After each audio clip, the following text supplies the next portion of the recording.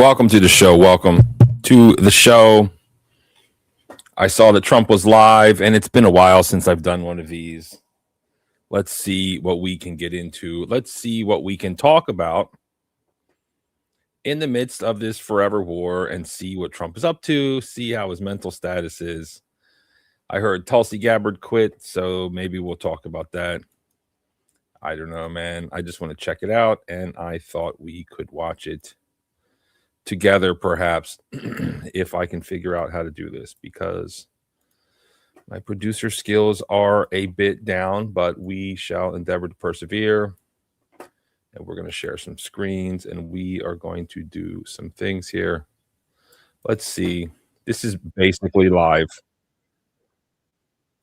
I want to see what lies our government is up to and see what is on the docket as far as what we're going to do as a country and globally, because we are still the global leader as far as I can tell. Let's go. No, let's go back to this. Here we go. Let's hear it. This happened, and we're sending a lot of money your way. We're gonna get it back, but we need talent. That's why we have some of the people that you see right here. We have a lot of talent, a lot of political talent. From the beginning, this was a symbol of American excellence and American grit, and really the American dream. And New Yorkers are people who built Wall Street into the world's financial capital, who turned Broadway into the heart of American culture and entertainment, who dug the Erie Canal. You know what the Erie Canal is? Big stuff. What's up, Brett? And launched 1,000 innovations that built really the middle class of our country. You really built the country. Unfortunately, in recent years, this state's been held back by bad policies, bad politicians, and foolish radical left idiocy. It's crazy what's going on. But under the Trump administration, we're doing everything we can to bring New York back in bigger, better, stronger than ever before. And I'll introduce him in a second, but you have a guy named Bruce Blakeman. Let me just say, he's a friend of mine for a long time. He won in landslides in Nassau County. If you know Nassau County, it's all Democrat. He's a Republican, and he won in landslides. And he just had the biggest election in the history of Nassau County as a Republican. And he's very conservative, by the way. I don't want to scare you. He's right here, Bruce. I'm going to introduce you in a second. You better get ready, Bruce. He's going to win. He's going to win. You know, when he ran years ago, he ran in Nassau. They said, you got to be kidding. It doesn't happen. No Republican wins in Nassau. And he ran and he won. And you better watch yourself. You better watch yourself, Kathy. You got a race. Got a big race. So we're going to start turning New York around. I'm going to work with Bruce. I'm going to work with the whole group in New York. We're going to work with Mike Lawler's. Yo, what's up, Calvin? I don't know. It's not a replay. It's just like 30 minutes past it. I'm trying to figure out what's going on. Yeah, Brett, I'm doing okay. Thanks for asking. I'm trying to figure out what he's doing. What is he trying to sell? What is this? Isn't there a war going on? Isn't the country falling apart? Aren't we on the brink of thermonuclear war, as that movie would say? I don't know what he's doing here. Maybe he's gloating. Maybe he's happy that Thomas Massie lost. Is it like a victory lap? I'm not sure what he's doing, but let's have a listen. Fantastic. He's fantastic. He is a fantastic. I call him Mr. Salt. He didn't stop. He wouldn't stop. He was driving us crazy. We have to get salt. We have to get salt back. And he got it back. And he's a terrific guy. And you're lucky to have him. I'll tell you. He loves you. He loves this place. Mike. Great, Mike. It's terrible things are happening. However, we have to take the good with the bad. Companies are leaving. Rich people are leaving. People that pay a lot of money. All these rich companies, big, fat, beautiful companies, They have jobs and they have money and they're leaving and nobody's stopping them from leaving. New York can never, if we don't stop this, and I'm for you, and I'm helping you in Washington much more than I'm supposed to be helping you. Believe me, New York can never be the same if it's losing its tax base, and the people that pay 85% of the taxes are leaving. And we're taking in illegal immigrants. Oh, they're wonderful people and all, but they're not paying any tax. They're taking your money. Ay, ay, ay. They're taking your money. The people that pay 85 to 90% of your Trump or Harris? Well, I voted for Trump, but it's pretty embarrassing. It's pretty embarrassing. And really, the one question on my mind is, if Kamala Harris was president, would we still be at war with Iran? And I think the answer is yes. What's up, Maria? Good to see you. Hit the link if you want, Maria. I've been practicing my Spanish. I'm ready. I'm ready for my exam. If I could go back in time and Kamala Harris, and I could look at my crystal ball and I would know that Kamala Harris wouldn't have got us into a war with Iran, I would have voted for her. But I don't think that's the case. I don't think that's the case. But as I've said before, we are in the midst of a great awakening. And there are many truths coming out. And it is a fascinating time to be alive. So let's see. Again, I don't know what Trump is doing. Is this a victory lap speech? Calvin, yes, he would. Kamala just does whatever she's told, and she would have been told to do that. So there you go. Your taxes are leaving, and you know, when they go, they never come back. They never come back. Nobody calls them. Nobody does anything. Nobody talks to them. What's your name? The best steel brain rot streamer. Who do I think is better? Kamala's a joke. She's just a worker. She's not a thinker. Not that Trump is really much of a thinker, but at times he would stand up for the truth. He lies. Trump lies 85% of the time. But within those lies, he says a few decent things. And Kamala, she doesn't even know what she says. She says nothing. She says nothing. There you go. Spend $1 billion. She just complains, moans, and whines. Challenge me on that? Okay. No, I don't like Kamala. No, I didn't vote for Kamala. And thank God she didn't win. But as I said before, if she truly was a candidate of peace, but she wasn't. She even said that right out the bat. But Trump betrayed us. Trump did the bait and switch. Trump lied to us. He campaigned as a president of peace. That is not what we got. So we are betrayed. Nobody says, please don't leave. We'll give you a tax abate. We'll do anything. What's up, Calvin? I don't want to interrupt your video. Nice. But I definitely want to Nice. Hold on. So, yeah, I don't want to interrupt your video, but I definitely have to challenge you on that statement that you made about Kamala. No, I mean, there ain't really nothing going on. I've been away for quite some time. I'm trying to get my groove back on. I was hoping to get some views off of this video because it worked in the past, but no one. I think I'm still punished for being demonetized, honestly. Sometimes I could just do a simple video like this, get 100,000 views, and now I can't even get like 5. So, Oh yeah, I recently started getting your notifications. Well, but I guess because you weren't going live as usual, and then you changed your name or something, right? Because it wasn't. I was like, who is this person? Barner Sphere or whatever. Then I realized it was you. So you changed your name, right? Mm-hmm. Okay, so that's fine. Like I didn't recognize the name, but go ahead, play your video. I don't want to interrupt you but I definitely not gonna let that what you said about her fly. I mean, listening to Trump at this point is just completely pointless. He's just rambling about what? It's stupid. Like you, I mean, if you want to say something, I think that's better. Yeah, you're saying that Kamala would have. Can you please say her name right? I mean, her name is Kamala. It's not Kamala. It's Kamala. Kamala. Sorry. Kamala.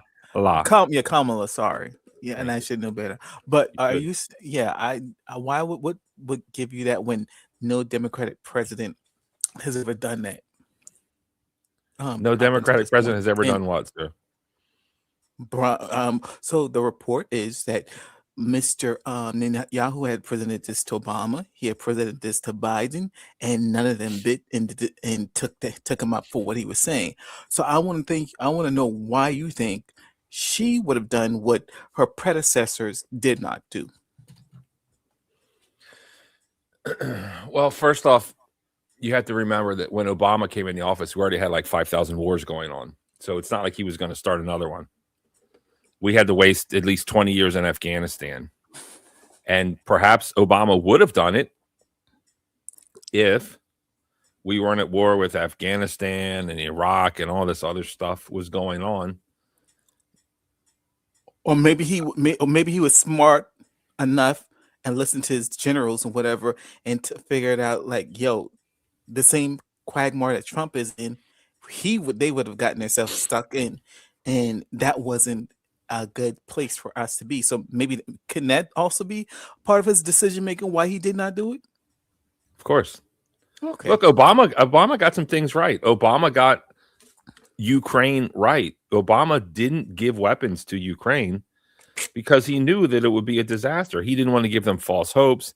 He didn't want them to think that they could fight and beat Russia. He knew that a neutral Ukraine is what is best for America, Ukraine, Russia, and the world globally. And Obama got it right, and Trump got it 100% wrong. So go ahead. no, I don't want to deviate. You bring up Ukraine, and that could take us down another path. I would like to stay focused on Sure. your statement about Kamala. We can go ahead. Why do I have to? It annoys me that I have to correct you on how to say her name. It's just sorry, Kamala. Kamala. Yeah, Kamala. Yeah, sorry. Thank you. I don't know what could have been. Nobody does. But her rhetoric was that she was bought and sold by the Zionists from what she said. And same thing with Joe Biden. I believe Joe Biden ultimately would have done it. That I could be wrong. No one will ever know. No one will ever know.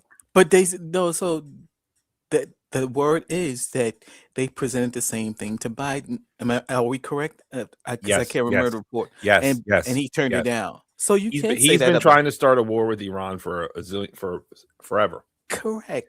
And actually, we don't forget we funded Iraq to fight Iran. I don't know if do you know that, or I don't know. I don't know. I don't know.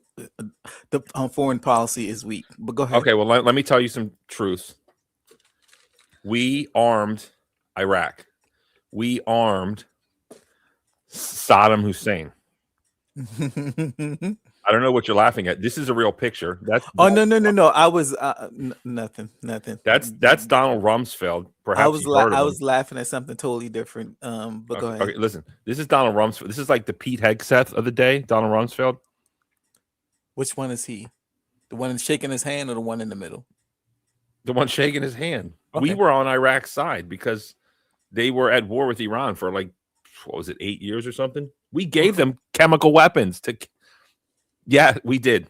Okay. We did. Okay. Anyways, so I'm not sure where I was going with that, but I think you were dabbling in, I guess, justifying why.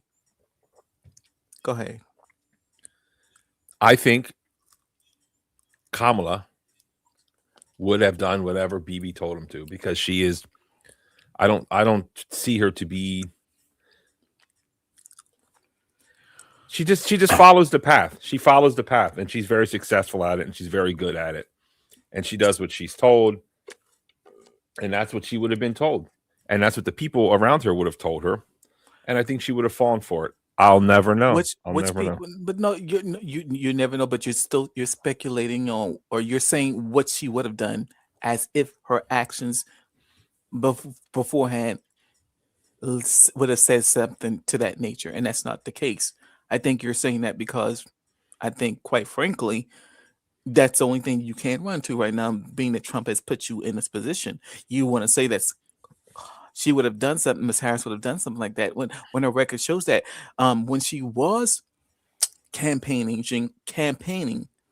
Let us recall that she did have a tit for tat, maybe her people or people within our party or our party, I'm not a Democrat, but within the Democratic Party were coming to her campaign and don't, interrupting her because what Israel were doing to the Palestinians. So and remember when he came to town to visit during that season, he went to Mar-a-Lago and he did not stop to see Ms. Harrison at that point in time. So VP Harrison. So to say that she would have followed through when all her actions up to that time shows that she was the antagonist and Trump was more of appealing to her, that doesn't buy. That dog doesn't bark.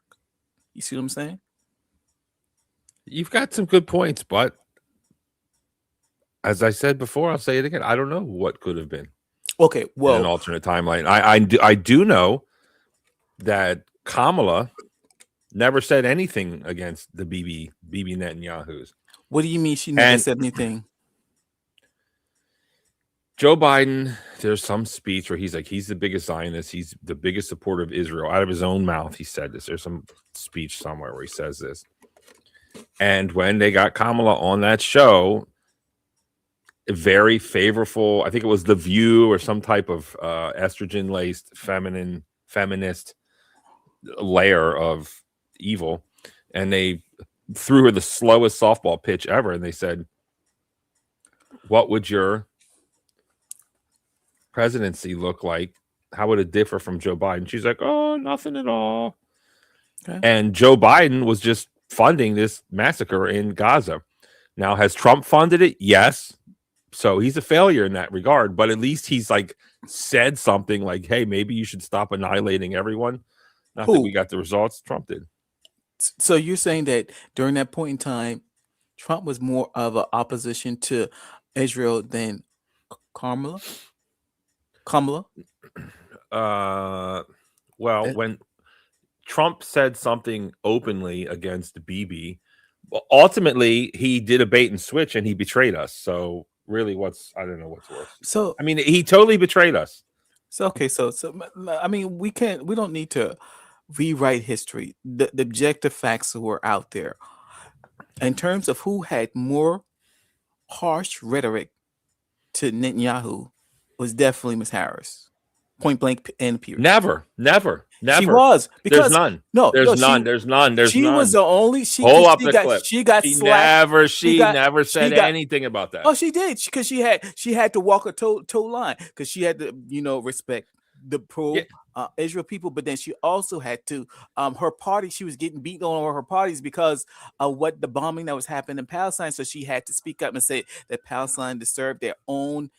I forgot the language she said. She didn't say that. She never said that.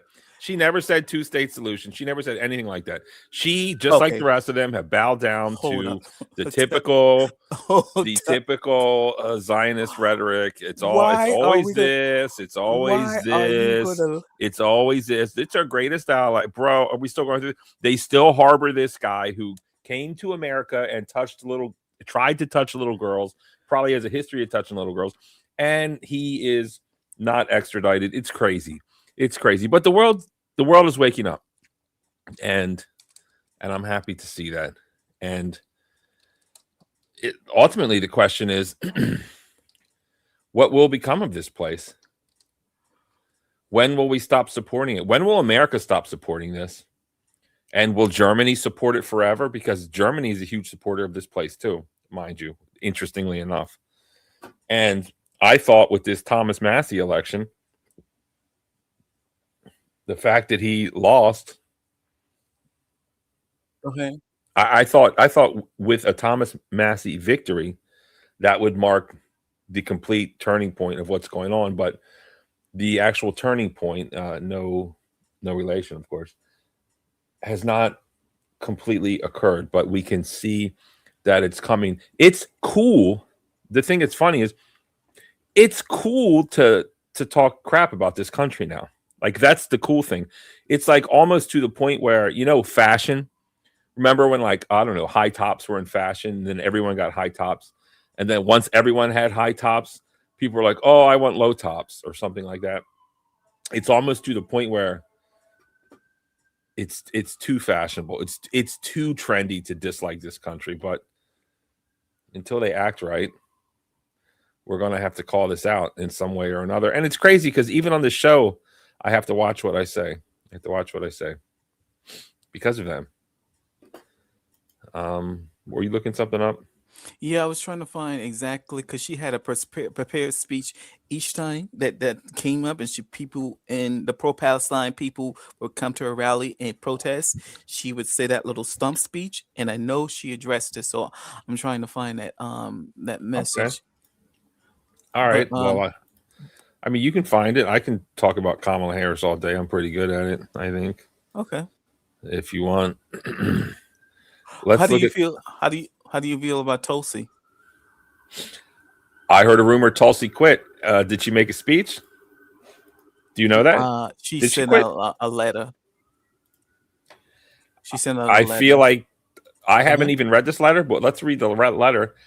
Okay. I'm guessing this letter is redemption because she was a total sellout like the rest of them. Because what are you laughing at? You calling her a sellout? Yeah, she's a sellout because she came in and she's a veteran.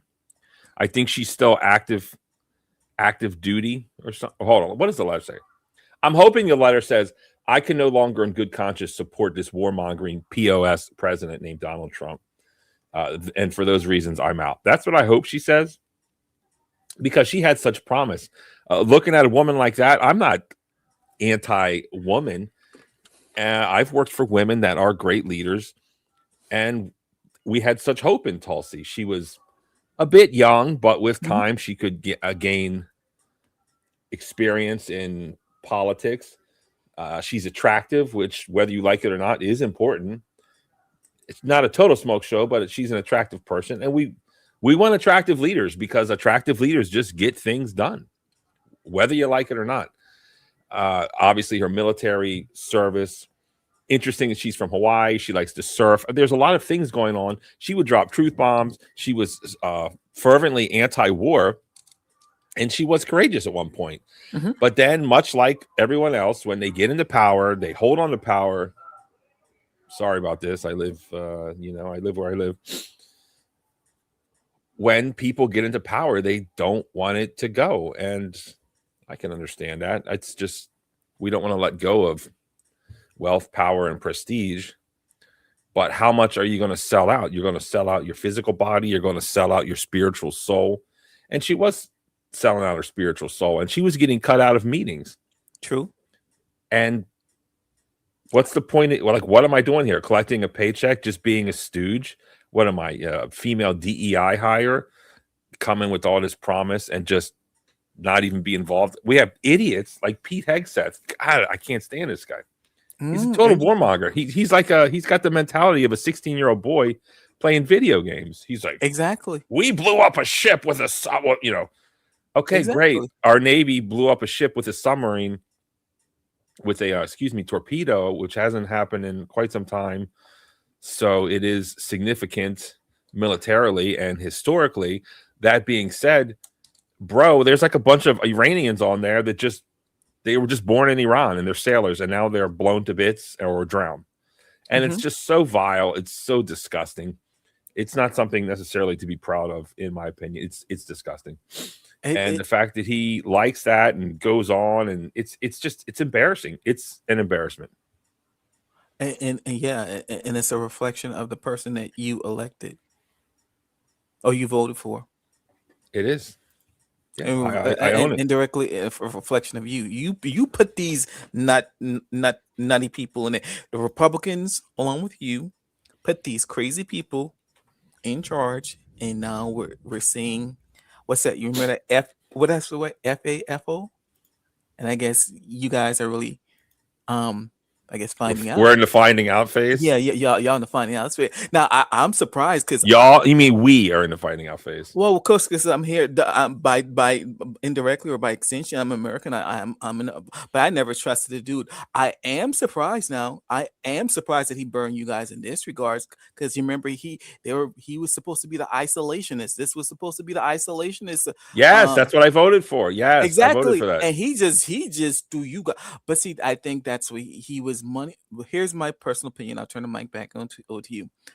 I think he was largely, to a degree, an isolationist. But I think it went to his head about these dictators and being able to knock people off like Venezuela or whatever the case may be, and it was all a part of legacy. So he wanted to me, he was trying to carve out himself, looking at legacy for him in his brain. So that's why I think he did that. He thought that would be another huge feather in his cap in terms of his legacy, and look how it's played out. It's crazy that I completely agree with you that he was looking at his legacy and he wanted to go down in history as someone that changed the whole area in the Middle East. Exactly. Look, he's the great one that finally he thinks he's like Moses. He led people out of the desert after 40 years or who I don't know. Who do you know of the Moses story? Moses got him out of Egypt, but then they were sinful. So God punished them for 40 years in the desert until they all passed. And then but Moses didn't take him to the promised land. Who was it? Joseph. It was Joseph. Maybe he fancies himself as kind of a Joseph. And he's going to get them out, and he's going to have Trump Gaza and all these things, and that's a legacy. And when he goes to Israel and all those Zionists, they love him because they're doing what none of the other presidents were too smart to get involved in. But he is unfortunately stupid enough to fall for the trick. And that's why, my friend. 1 second. And it's pretty sad state of affairs. Yeah, and that's in that regard. Go yeah, ahead. that's why I say you can't put that on Miss Harris. She would, I knew 1000% she wouldn't have done that. She would have listened to the people above her, and they would have never done that. At most, they probably would have done is what Trump did 8 months ago: drop a bomb here and there, and that was probably it. But getting involved in this war, whatever she would have never done something like that. Her record doesn't say she would have done something like that. She doesn't have. What are you talking about? She voted for every single Israeli funding, and she never show me. Did she vote against war ever? No. Her record shows that she would do that. What are you talking about? No, but yes. No. When did she ever vote against war? She never, as a senator, voted against a war. So her record shows that she is a warmonger like the rest of them. By extension of what Biden and what Obama did, she would have followed suit with followed in line and not done what had the attack against Iran. And unless you can find me something above your feelings and proof, then we have to go with. I do have proof. Her voting record shows that she has never come across a war that she didn't vote for. She's never come across funding for Israel. Anything that we have done. No. Which Ukraine we've totally funded, and she was involved in that. Okay. And so was this Israel thing, and she was completely on board with it. No, I'm talking about an American war for us. Funding for Ukraine, that was bipartisan. That was both the Republicans. Yeah, that includes her. Okay, but that was giving them weapons so they could defend themselves. Bro, you sound okay. What? Okay. Am I missing something? You wanted me to show. You said she had some record of peace, and I'm like, no, she doesn't. No, that's really what we're talking about. You're saying that she has a record of war and voting for wars. You gave me no. Well, yes, I said that as an answer to you because you made this claim that her history shows that she wouldn't do that kind of thing, and I'm like, what are you talking about? Her history shows that she votes for every war that comes across her desk. That's a fact. And I ask you, which war? And I told you, well, are we talking in circles? Ukraine and Gaza. Is that not enough for you? Because we can go back. How long has she been a senator? I guarantee you she never voted for peace.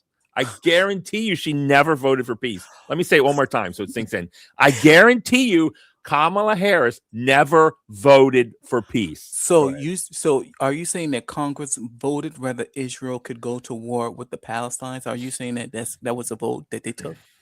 We take votes whether we should give them more in addition to what we always give them for the next 10 years because of Obama. Okay. And we give them billions and billions and billions and billions. Yeah. And yes, by that measure, they're not going to go to war if we don't fund them and give them free stuff. So okay, yeah. That's because we're an illegal country that goes to war without even declaring war as we're supposed to. We don't. I don't know when. I wish that's what they taught us in school, and I've never seen it happen. Barney, except for in Iraq a long time ago. Go ahead. By default, we always fund Israel. We've always funded them, always given them billions. I know. So she would have done that regardless of award. That's something Sir, there's something that for like 10 or 20 years, Obama did it. I didn't know we was going to get in this conversation.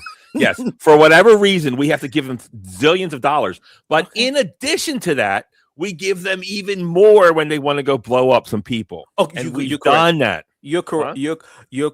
I would agree with that statement that when they went to war, Biden did take out or went to petition Congress for more money for Israel as well as Ukraine. And Kamala's like, this is great. They have a right to protect themselves. So really, this whole conversation is, you said that she has a record of peace, and I say, no, she doesn't. And those are my examples. And I think they're pretty clear examples, bro. I said she has a record of, one, following the Democrats, and two, being an antagonist or not being totally in tow with Netanyahu. She doesn't. Where? She gives him everything he wants. What are you talking about? We're talking in circles. I'll find the proof. I'll find the proof. I was looking for the proof. I'll find it. She would never say anything against her handlers, her chosen one handlers. She would never say anything against Netanyahu. She would never. Where have you been hiding, J. Rillo? I'm because I know you. It's wartime. You're usually doing your videos during this time. Where have you been? But I'm gonna find that. I'm gonna find some proof. But okay, that's fine. So, but Miss Tulsi, I think I got the letter. Do you want me to read the letter to you? I haven't read it yet. Go ahead, read it. All right. But I told you how I feel about Tulsi. Mm-hmm. Welcome to the stage, Brett. It's nice to have you. Let me give you some. Hold on. I didn't give you cheers, Calvin. Sorry. Hold on. Let me bring you both down and bring you both up properly. Okay. Don't go anywhere. I hear you for some reason. Hold on. Let me hold on. I'm going to pull you right back up. I've got two very special guests in the back. I want everyone to extend their warmest welcome and gratitude to these very great guests, actually. And maybe if we give him a warm enough welcome, Calvin will actually one day get a camera. So let's welcome to the stage two very famous people.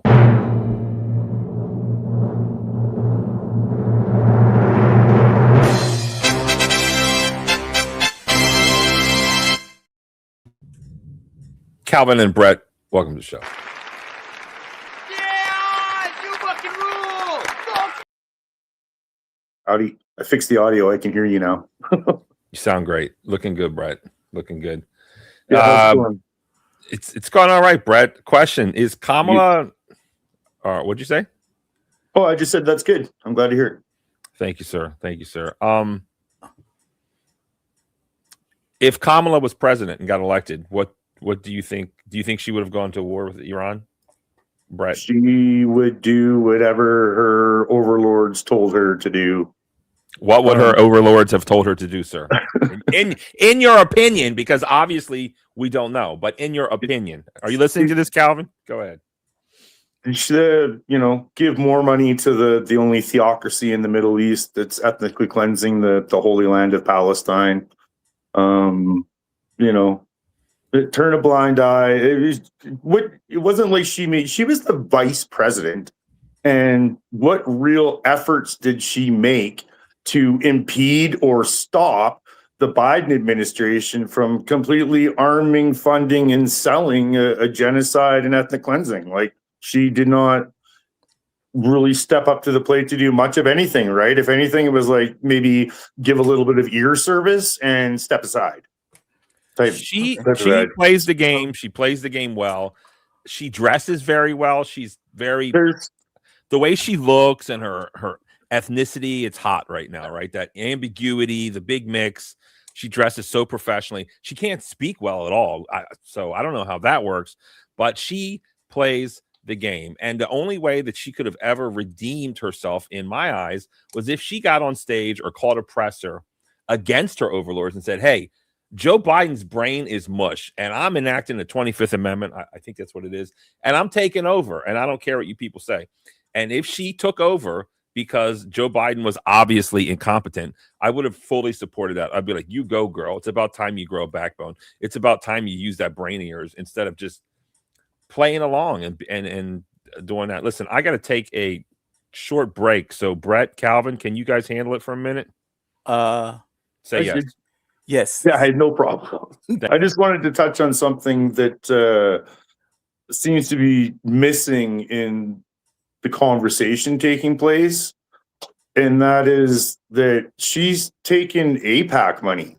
And I think, I can't remember if it's 97% of Congress or 90% of US government itself or whatever the number. I think it was 97% of Congress has taken AIPAC money. And I heard Barnabas touch on it earlier, talking about Massey in Kentucky. Well, that again just shows that the AIPAC money is taking out any candidate that goes up against and stands up against the only theocracy in the Middle East over there. If you speak out against it, or he didn't even really speak out against it, he just said we should stop funding them, stop arming and funding them, and etc. And like America first. And for that, he got canceled, right? Where no, that's not allowed. And they're even bragging. AIPAC is bragging about how they took out Massey. They're bragging about controlling U.S. politics and being super influential, to the point where, I mean, they're running the show and controlling the game. So regardless if it's a Kamala Harris or a Pete Hegseth, or, you know, pick somebody, Schumer or freaking Republican or Democrat, is completely irrelevant, because they're all taking AIPAC money. They're all going to look out for that that little theocracy in the Middle East lobby. That's their number one donors. That's their number one commitments. That's where their allegiances lie. They don't lie with the American people. If they did, you guys wouldn't give Israel $4 billion a year. You would fix your roads, fix your schools, fix your infrastructure, maybe get health care. Like, Wait a minute. it's a great difference of appropriation of funds. Like, When are you American? I'm Canadian. Okay. Oh, no problem. I just, because you said you guys. I thought Oh. not that a problem. Go ahead. Go ahead. You finished. You. But Brett, you have to admit, maybe due to a small part in what you've been putting out there, but times have changed just in the past couple of years. Oh, Perhaps times have changed, unfortunately, on the backs of the suffering and complete annihilation of the Gazans. But it's like cool to hate, to not like. I don't even want to say it. It's cool. I mean, to not like on this country, and at some point the tide will turn and America will stop funding it, because we're waking up. What did And do you see that? Hold on. Do you see that, Brett? Or what are your thoughts on that, Brett? I've been trying to raise awareness about the only theocracy in the Middle East and what they've been doing to the Holy Land of Palestine for multiple decades. Like, I'm not new to this conversation. I've been doing it a very, very, very long time. And it is night and day different now, today, 2026, than it was even 5-10 years ago, let alone 20 or 30. It is drastically, massively different. I've had people even 5 years ago, 4 years ago, call me crazy, call me out of my mind. I'm just anti-Semitic. I'm all these things. I don't know what the heck I'm talking about, blah, blah, blah, blah, blah. years later come back and be like, hey, you were talking about all this way back then. Like, apparently this is actually happening and you knew about it and were trying to tell us and we didn't listen. So like, can you like tell me what the heck's going on? Because I wrote you off back then, but turns out what you're saying is true. I remember coming on here, like onto this platform of YouTube. I was part of the Calvin, in case you didn't know, I was part of the 2022 Freedom Convoy here in Alberta, in Canada, and I was at the border blockade here in Alberta. So I came onto YouTube basically to share videos of that because I had lots of people wanting to see and know what's going on. So I ended up on YouTube by accident, and I started doing, the Panelverse, interviews and stuff like that because I was at the border blockade, so people wanted to know firsthand. And at that time, I was saying, AIPAC and that little theocracy in the Middle East, they run and control the U.S. Like that's who controls America. Well, and even just 4 years ago, I was getting called crazy and anti-Semitic and all these things. And 4 years later, it's like, oh, you were talking about this from day one since you've been on here. Like, it's looking like this is actually true when you have the Tucker Carlson saying it and the Megyn Kellys and the Candace Owens and, even Charlie Kirk was starting to see it. And There's a book Right. that I've never read, but I just love the title, and it says, "One day everyone will have always been against this," and that's kind of where we're at now. But really, my question, Brett, is, what is the future for our quote unquote special relationship? I've asked that question myself, and honestly, I believe the future is concerning either way you break it down. Because I think if it goes one way, you're going to end up with a police state. It'll be like the post-apocalyptic, movies type deal thing where you're going to have a police state and armed I watch my language, armed, personnel on street corners and a rebellion resistance group trying to fight against the establishment. It'll be like 1984-ish, right? Like Orwell's 1984. They're going to get their police state. They're going to get the world domination control. We're all going to be subservient slaves.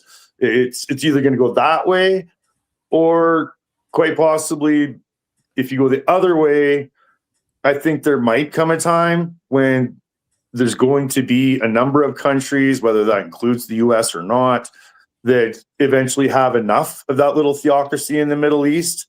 There's going to be enough uproar and uprising from the citizens and stuff that they're going to be in big trouble over there, and they could end up getting pummeled, wiped out, etc. And that would lead to I'm not sure if people are aware, their use of the Samson option, which Israel has, where they basically have an attitude of mentality that if we go, you're coming with us, and they will, nuke other places, etc. And that's their nukes, by the way, is an interesting point. The reason I heard you talk about this earlier, Barnabas, is the reason that Israel does not declare that they have nuclear weapons officially is because they would have to sign on to non-proliferation and allow for inspection, which they don't want anybody poking in their business over there. They're going to learn too much about the war crimes and stuff. But not only that, if they officially declared they had nuclear weapons, that would make all funding to them illegal. They wouldn't be able to get aid, welfare from the US if they were an official nuclear power country. Nuclear power countries aren't allowed to receive international aid like that. So that's why they refuse to officially admit they have nuclear weapons, is for that very reason. If they did so, the welfare would stop. So you really didn't answer the question, though. You gave a few possible. I mean, that's good enough. There's two possibilities, I guess. I just wonder if America will ever just stop funding that, and I guess the answer is no. But also, Germany funds it. I don't know who funds it the most. Germany is US. Second is Germany. US. Second is Germany, which is so bizarre. But go ahead, Calvin. Well, a lot I want to say. So, but speaking to me, following up immediately what you said. So, the problem really isn't so much the funding, Israel, which you probably is probably, I guess, their actions or activities out there in the Middle East. You probably disagree with largely with. Is that correct, Barney? I don't want Because to fund this. I don't want to fund any country. I want isolationism, straight up. I want to build the Great Wall of China in America. Anyone wants to trade with us or whatever, that's cool. Okay. We have like 10 or more aircraft carriers policing the globe. I want all of that to stop. I don't want to give any country any money unless they give us something in return. But and it has to be proven. So I'm against funding them, even if they weren't starting all these wars. Okay. Because until America becomes awesome, until we stop having lead water in Detroit, until we clean up this crime in Baltimore, which will. Okay. I'm against. Let me say that one more time. I don't want to fund any other countries. I just don't want to. We're not in that kind of position. Okay. And even if we were in that kind of position, what is the UN? What's the point of having the UN if we just do what we want anyways? If you want to have this global type of organization that they vote on something and we're like, oh, we're America, we're just going to do what we want. What's the point of having it at that point? It's all lip service. It's bizarre and I can't stand it. Go ahead, Calvin. Yeah, I definitely hear what you're saying. So my follow-up was, do you think we should have allies? Do you agree? Do you support having yes, of course. Okay. Because what I always understood, or my introduction to Israel, is that they're one of our biggest allies out there in the East as well. Okay. That's propaganda. You mean this? There you go. That's for you, buddy. Okay, but I mean, aren't we getting great intel from them and things of that nature? No. Their intel says that Iran has had they're 10 minutes away from a nuclear bomb. He's been saying that for 30 years. But that's not the only thing. Go ahead, Brett.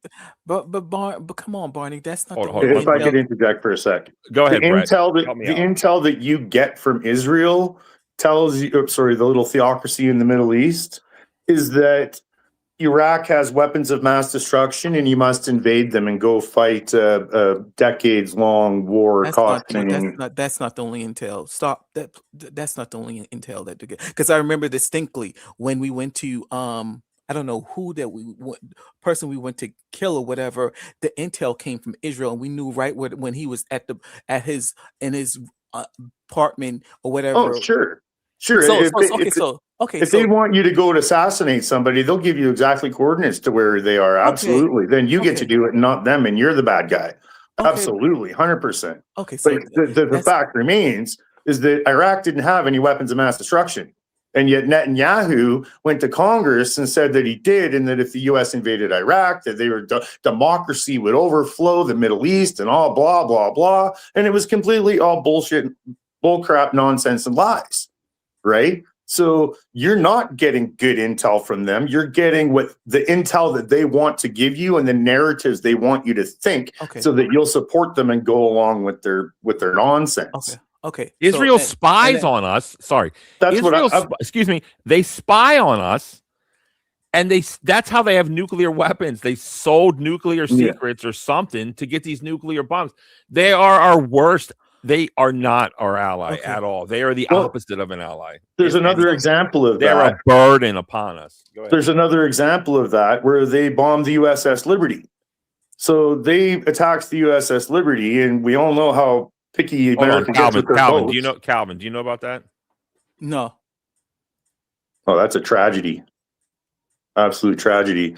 But 1967, Israel bombed and strafed the USS Liberty, communication ship that was operating over there just off the coast of Egypt. They tried to make it look like Egypt did it. They didn't have any markings on their planes. Audio later came out that the pilots radioed in because they could see the stars and stripes flying, that it was an American boat, and they radio back and said, these are Americans, and the command came down, don't care, hit them anyways. So they intentionally struck the USS Liberty. They tried to sink it and failed, to try and set it up so that they could suck the US into going to war with Egypt. So this was a complete false flag operation. They tried, and then they tried to do it with. They also tried to do it with the Lavon affair, where they tried to conduct a number of terrorist attacks against Americans, important facilities, etc., try to make it look like they was Egyptians to try and suck the U.S. into going to war with Egypt. Okay. So I'm not sure if that's what I would really, given the history, call a greatest ally. Your greatest ally traditionally has always been us in Canada. You get 60% of your oil from us, the electricity, natural gas, precious metals that you get from Canada. Your war machine can't operate without us. You can't build jets. You can't build bombs. You can't build missiles. You can't fuel them. You can't do any of that without Canada. We give you like 90% of your potash for fertilizer. You can't even grow food without us. Okay. We traditionally should have been and have always been your greatest ally, not the ones that bombed the USS Liberty and the Lavon affair and attack and spy on Americans. So I would take it you totally dislike Donald Trump at this point in time. I've never liked Donald Trump. Before his first administration, before Okay. he was ever he was ever elected, Okay. I had the nickname for him Zion Don. You could Okay. tell he was a puppet of the little theocracy in the Middle East, Miriam Adelson. Mhm. You could tell that early, way before. Yeah. I didn't vote for him, but Barney did. Just in case you didn't know. Oh no, I know. I'm not new. I'm just playing around. But that walks me back. Okay, you made me lost my point. Okay, so that you were stating that we or Israel, APAC or whatever is pretty much running things, and I would generally kind of tend to disagree only because, well, not totally, because as you stated or as we've confirmed, Biden neither Obama took up the bait to follow through with the war with Iran. Is that correct? I'll make an interesting point to that. Huh? I could be wrong because they haven't all come out yet, but are we for sure that either Biden or Obama were in the Epstein files? Because Trump is. So when you consider a fact where you have Trump in the Epstein files, I'm not sure if you want to talk about that here, Barnabas, or not, but when you have Trump in the Epstein files and then Netanyahu goes and gives Trump a golden pager after their terrorist attack on Lebanon by the little theocracy in the Middle East, I would strongly make the case, and evidence seems to point towards Trump is probably being blackmailed and threatened. He's probably being blackmailed with the Epstein files. He's a disgusting old creep. And he's probably being threatened with a golden pager saying, hey, if you don't do this, kiss your butt goodbye. Golden pager. Can you do, what does that mean? Okay, so the little theocracy in the Middle East that's ethnically cleansing the Holy Land of Palestine, they did a terrorist attack on Lebanon, sabotaging their pagers. Yeah, there you go. Thanks, Barnabas. Yeah. But I don't. So, and the pagers exploded and killed children and etc. Right? It was a terrorist attack done by the little theocracy on Lebanon. After that, after you wanted to know, I'm answering your question. After that terrorist attack, Netanyahu went to visit Trump and gave him a golden pager and handed it to him and said, here you go. Okay. So, I don't know. If that's me, I'm like, is this thing going to blow up? Like, right. So, I guess, yeah, I got the connection. I just didn't see like how given you think Trump would hold on to something that he thinks is going to harm him. That's what I guess realistic. I'm looking at the realistic aspect of what you were saying. No. Go ahead. You're missing the point. You're missing the point there. It's not specifically that the pager was going to blow up. It's that like we can and will take you out if you don't do what we want you to do. We will do Epstein files. We will, we'll JFK you, we'll whatever. You're going to do what we want or else. I actually disagree. I disagree with that. And me and Calvin actually agree on something. We just think that Trump thinks he's some type of Joseph. Yeah, leading the small hats out of the desert after 40 years, and it's more of a legacy thing. And when he goes to that country, they treat him well, to say the least. And no, that's it. What it's and I think. Excuse me. Yeah, he's on the files. Who knows what's in there? I guess we'll never find out. But I think it's more of a legacy. He wants that map to change, and he wants to be the savior of those people that get their the greater Judea, because if they get that greater Judea and that country succeeds, there he's going to go down for thousands of years as the guy, their savior, and that's what he's looking at now because he's old and he doesn't have much more time. Well, So- the thing is with that is that Trump is a narcissist, right? Yeah. He's a narcissist. He thinks very highly of himself, True. etc. He does. You're right. He wants legacy, and they're using that against him. And he is using U.S. empire building to try and create that long lasting legacy. He's trying to build U.S. empire. I guess a case could be made that Trump and the little theocracy in the Middle East are mutually using one another because they're allowing him to build his legacy as long as they're allowed to, destroy Gaza, take out southern Lebanon, et cetera, et cetera. If Miriam Adelson brags that Trump gave them everything in his first administration, recognizing of the Golan Heights, which is occupied Syria territory. They occupied it they acknowledged it as being, the little theocracies. There's Trump Heights that's in the Golan Heights for doing it. Like they brag about the embassy move to Jerusalem. Like Trump literally, that little theocracy says jump, and Trump is like, how high? Like he gives them everything they want and more. Yeah. That's her words. But His words. That's that goes to what me and Barney are saying. It kind of goes against what you're saying. We're saying Trump's actions and motivation between engaging in Iran had to do with more so with his narcissism, his ego, his legacy, as opposed to the files, any Epstein files. That's what we're saying.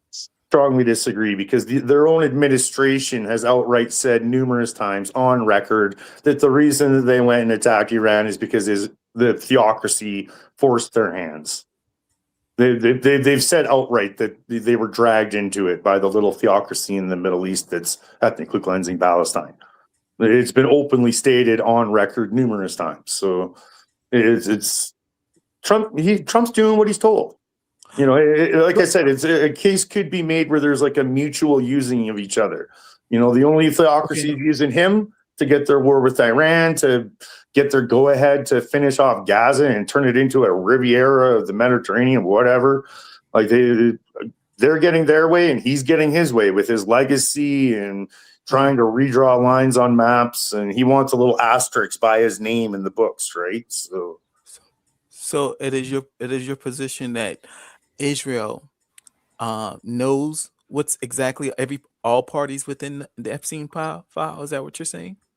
Do you know where Epstein Hold and on, Ghislaine Maxwell are from? Hold on. Let me talk, Brett. Okay. So the generally accepted principle about Epstein is that he works for We'll be back one that second. country. Okay. Do you No. agree or disagree with that? I didn't know. This Calvin? is you're educating me. Go ahead.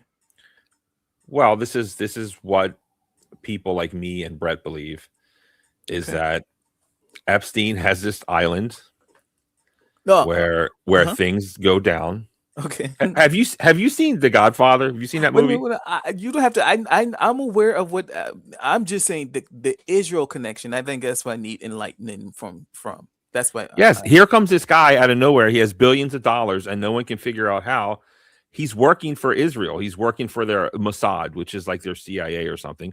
Okay. He gets these politicians. He gets who knows what he's got Lindsey Graham doing, but he gets people to do things. And have you seen that movie, The Godfather? Yes or no? Have you seen it? No. Oh. Okay. There's a scene. Maybe bits and pieces. There's a scene in The Godfather. Okay. Maybe it's 2 or 1. I don't remember.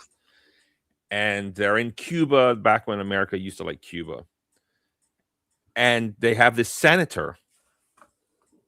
Let's just call him Senator Graham.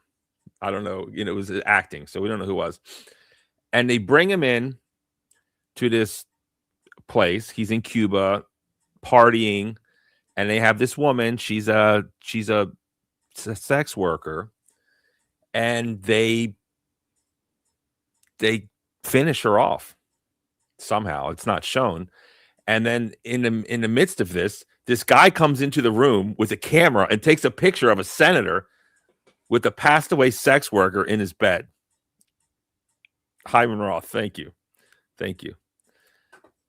And it's basically like, we got you. Now you're going to vote how we tell you to do, because we're the Corleones. So you better vote how you want us to vote. And this is what is generally accepted amongst, I guess, depends on who you travel with, what this Epstein thing is. This Epstein is not, we don't believe this is just some rich, smart billionaire who just loves these underage women. I mean, he does. But we don't think he's just doing it for the game, for the love of the game. We think he's doing it to control and coerce powerful Americans, and who knows, maybe internationally, perhaps, people. It's international. Through blackmail. Prince Andrew. Prince Andrew, through blackmail with underage, with whatever they want, really, because we don't know what's in the files. I haven't heard of like any underage, or I haven't heard of any male prostitution in Epstein, but I wouldn't be surprised if Lindsey Graham went to that island and was into some crazy stuff.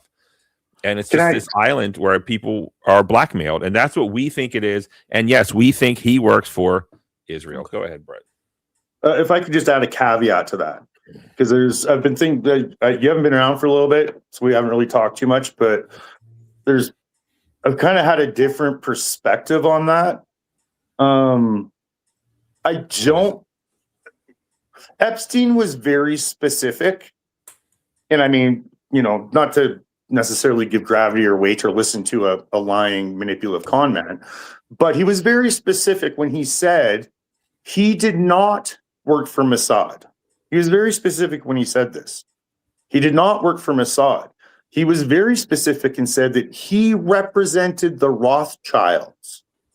That's what he said. He did not work for Mossad, and also as well said he represented the Rothschilds. Now, Clinton testified that he knew Epstein via the Rothschilds. That's how Clinton met Epstein, was via the Rothschilds from, I can't remember her name, but it was a Rothschild woman. That's who introduced the Clintons to Epstein. So there's that aspect that comes into play with it. And wait, okay, hold on. So is there a connection to Israel or not? Do you believe? Well, I'm about to make that connection for you. Okay. Because it sounds like you're disconnecting it. I don't know. No. I'm actually tying it together and putting it into a package. So thank you. The Rothschilds openly, brag pretty much about being the founders of the little theocracy in the Middle East. Place wouldn't exist if it wasn't for the Rothschilds. Now, the pyramid, I'm not, Barney, I know you know this, but to Calvin, or maybe you don't, but to Calvin for sure, do you know that the pyramid on your US $1 bill exists in real life? You can go see it. You have to go to the little theocracy in the Middle East. If you go to, I have to say it this way, sorry, Barney. If you go to the Israel Supreme Court building, Barnaby, you can look it up, bring up a graphic if you want, but pyramid at Israel Supreme Court building, the pyramid on the US $1 bill exists. That land, that building was all donated by the Rothschilds. So there's a whole other aspect of this that is in play, as well as regarding Iran, where Iran doesn't have a Rothschild central bank. It was like Syria didn't have one, Venezuela didn't have one, North Korea doesn't have one. Are you seeing a pattern here? Everywhere that Americans are told these are your enemy, don't have Rothschild's banks, or didn't before this whole whatever. So soiree. Yeah, there's a strong case to be made that the United States of Israel is the Rothschilds proxy army. They get to send the U.S. armed forces into whatever country doesn't have a Rothschild central bank and go and, get their regime change, get their overthrows, their coups, their whatever, everywhere that doesn't have a Rothschild central bank. So when it comes to blackmailing powerful, influential people, whether it's politicians or actors, a number of actors also involved with all that, etc., very powerful, influential people in a public eye that would gain a large audience. They're definitely, in my opinion, I guess, the whole purpose of Epstein Island was to gather that blackmail information and be able to completely annihilate, destroy anybody, and make little puppets out of all these powerful people. And it didn't matter, Democrat, Republican, left, right, white, black, whatever, didn't matter. All that's irrelevant. It's all for those guys. So if what you're saying is true, then we should be able to see the puppet behavior elsewhere reflective in other high power individuals. Is that correct? Well, we absolutely do. The European Union supports this country. Germany, of all places, supports it like so much. It's completely insane. Okay. And there's a lot going on. But let's not. I'm not ready for the Rothschild rabbit. Honestly, that's too many layers for me Well, at the moment. To talk about Epstein working for No, Mossad. I appreciate it. I'm just pulling it back. Yep. So not so deep at the moment, and it's great that you're here, Calvin. So I guess my question to you is, Calvin. Mm-hmm. Go ahead. It sounds like you're pro-Israel, which is fine if that's what you are. Do you think that Iran is trying to make a nuclear weapon? Is my first question. This is like a multitude of questions here. Yeah, I'm not necessarily pro-Israel. I just accept that America has been pro-Israel. Okay. I walk into this situation with this is our friend, and you telling me all this thing about this is not our friend and things of that nature. So I am just naturally inquisitive about your understanding about why I should not perceive Israel as our friend. But go ahead. Okay, so you think Israel is our friend? Does that mean? Do you think Iran is our enemy? Yeah. Not by extension of per se. Their connection with Israel, but just to my knowledge and awareness. What do you not like about Iran? Why do you think Iran is your enemy? It's just based on what I've heard in the news. What have you heard? Number one, that they tried to they wanted to assassinate Biden. We killed their leader, things of that nature. So yeah. So you think that Iran is actively interfering with American politics and trying to perhaps execute some of our leaders? Is what you believe that? Or I know that we killed one of their leaders. I know that they wanted to hit on Donald Trump and other people within this administration. Do you know who that leader was? No. Go ahead, Barney. Go ahead.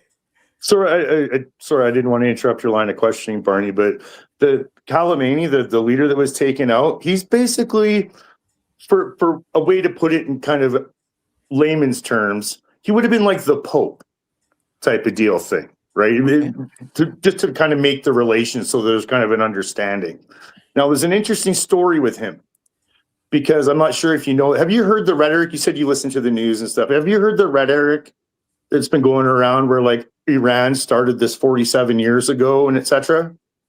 Have you heard that argument made that Iran started this 47 years ago? No. Okay, it seems to be a popular talking points among Republicans and etc. that Iran started it a long time ago. But there's another argument to be made that it was actually the U.S. that started this 76 years ago, because in 1953. Iran had a democratically elected government with Moghadam, and he wanted to nationalize Iranian oil, take it away from the corporations, make it for his people, where the people of Iran could enjoy the wealth and the resources of Iran, right? The U.S. and Britain, CIA and MI6 did not like this. They overthrew the democratically elected government of Iran in 1953. They installed a puppet, the Shah. He was a dictator. He had torture prisons. Khomeini was in one of those torture prisons, and he ended up coming out of it. So it's kind of like, maybe another way, he was kind of like a Nelson Mandela in a way, Okay. where he went to prison for trying to like free the Iranian people from this dictator Shah that the US and the UK installed. And then you had the Iranian Revolution in 1979, and the backing of Saddam Hussein by Rumsfeld and the Americans, who launched chemical weapons at Iran in the early 80s. So like it's not really so much Iran has started anything. They've just been subject to interference and aggression from the US and US allies, say, for decade after decade after decade after decade, going back 76, 80 years. So it's not, Iran isn't really so much your enemy as you're being sold. It's more the US is the aggressor, and they're trying to dictate who's going to be a leader where, who's going to have control of the resources, who's going to get the good deals, etc. It's, for lack of a better way of putting it, you're not the good guys. I don't operate under that notion, but go ahead, Barnabas. You better say something. Well, yeah. So I don't believe Iran is our enemy. Okay. And like Brett said, it's just America's control over oil. And Shah means king in Farsi, I guess. That's what that term means. It was a king. And right now, Trump's plan, and since you like Israel so much, this is what's interesting. You believe you believe in them, and you believe that Iran is your enemy, bro. It sounds like you voted for Trump. I mean, those are the positions. I'm just letting you know that. But hold on. So the crazy part is the old Shah, which means king, has passed. His son is alive, and the plan is to put him back. Put the prince as the leader, as a monarchy. And they love this guy, and they love this guy because he kissed the wall. Do you know what the kiss the wall? Do you know that wall or not? Do you know that one, Calvin? Kiss the wall? You don't know? Okay, no. It's fine. He's just very on board. He just like, I want to be the king of Iran. And I'm not such a good guy that I probably wouldn't go and kiss that wall myself if I could be king of Iran. Hey, don't give me power. Being the king of Iran sounds great, honestly. Okay. So I'm not really mad at him, but just the absurdity of people thinking, oh yeah, let's bring in the prince. This will be great. Let's just delete enough people until we can put this guy in. And all these things you hear, they're trying to kill Trump, or they're like, maybe they are, but considering what he's doing, bro, what are they supposed to do? Just sit there and let the prince come in and rule them? They already had a king they didn't like. They threw him out in 79. Okay. And they want to, they want to be Muslim and do Muslim stuff. Bro, have at it. It's none of my business. And just, we're being forced into these wars by that country. And it's it's not going to be like that forever, because as we said before, times are changing and people are waking up. And even me, I've learned so much. I'm not an expert, of course, but back in the day, like Brett was saying, people would call you crazy. People would say this and that. And the only people saying this that I heard were neo Nazis and Klansmen, and they'd put them on like these daytime talk shows, and they would say all this stuff. And I was like, these guys are crazy. These guys are nuts. And now a bunch of years later, it's like, oh, wait a minute. They knew this stuff all along. What a crazy world we live in. That those people who are not good messengers, who have ideas that I'm definitely not on board with, but some things they get right. It's crazy, I know, but that's the truth. It's just an interesting time. Yeah. So Iran's not my enemy, and you know what else? Okay. I don't even think Saddam Hussein was my enemy. Like, what's the problem with this guy? What did he really do? He invaded Kuwait. Why did he invade Kuwait? Oh, because it was going to be an American puppet right next to his country, and he didn't want that. Oh, that makes sense. It's kind of the same thing with Russia, honestly. And I don't know. What can I say? There's a clip of Saddam I might play. It's pretty awesome. What do you, Calvin? You're kind of the star here. No, what do you? I accept what you said about Iran. So, you said something about Russia. So, would you agree Russia is an antagonist to us? No, it No? doesn't. I don't see why it Okay. has to be. It's the reverse is true. It's actually the Westerners that are the threat and antagonizing Russia. Ukraine was a red line. There was never supposed to be any NATO in Ukraine, and Okay. NATO went ahead and offered Ukraine NATO, and Russia was like, no. And this was, I mean, this is a whole other topic and a whole other show, honestly, if you want to get into the whole Ukraine thing, because it didn't start in 2022. It started in 2014. There's a whole backstory to it, but it leads to, I got to go, but it leads to, I wanted to say, it leads to a bigger picture, Calvin. So I know Barney can see it a lot. What you're told in the media by, a suit in front of a television camera or whatever, it's not always necessarily true. There could be a lot more things to the situation going on, et cetera. There's always, our world is theater and a stage. The victors write the history. It's all theater and stage. There's always, don't look at the man behind the curtain type of thing, where you're being presented one thing in front of the stage, but behind the curtain, there's a whole other thing going on. So just question everything, I would say, all the time. Oh, that definitely. I hope that I didn't give you that impression, which is why I question you and question what you had to say. I don't think America is innocent. I definitely think, I understand that, people who have a bad impression of America are not just crazy. I understand that what America feeds or via the television, that we're just this innocent whatever on the national stage, and I know that's not the case. So you don't. From that vantage point, I'm not in this disillusion about our oppression around the world. You know what? Right. It's good that you're asking the questions and being able to. It is a big problem in our society where it feels like there's a lot of people that are incapable of taking in information, but then also being able to shift their perspective or shift their opinion once they discover and have this new information, and be able to doubt themselves and be like, oh, wait, maybe I was wrong about that. Maybe it actually is like that. I'm going to ask more questions and find out more. It seems to be something lost in our society these days, where we've relinquished our ability to think critically and think for ourselves. And we just have, podcasters or television personalities or whatever telling us what and how to think, and being like, this is this is that, blah, blah, blah. And like, think this way, and repeat and regurgitate and parrot what I say. And then you run into everybody in comment sections where there's reciting like a parrot what they were told how to think, right? So there's a large portion of our society that are, forgive the expression, but mindless sheeple that just go along and are told what and how to think. And we need to get back to the critical free thinker. We need rebels, not rebel free thinkers that aren't afraid. Speaking of which, Brett, let me challenge you. Let me maybe piss you off. I'm actually in a pretty good mood these days. I Respectfully. got a wonderful new girl, and I'm in a lot better mood. But congrats. Thanks.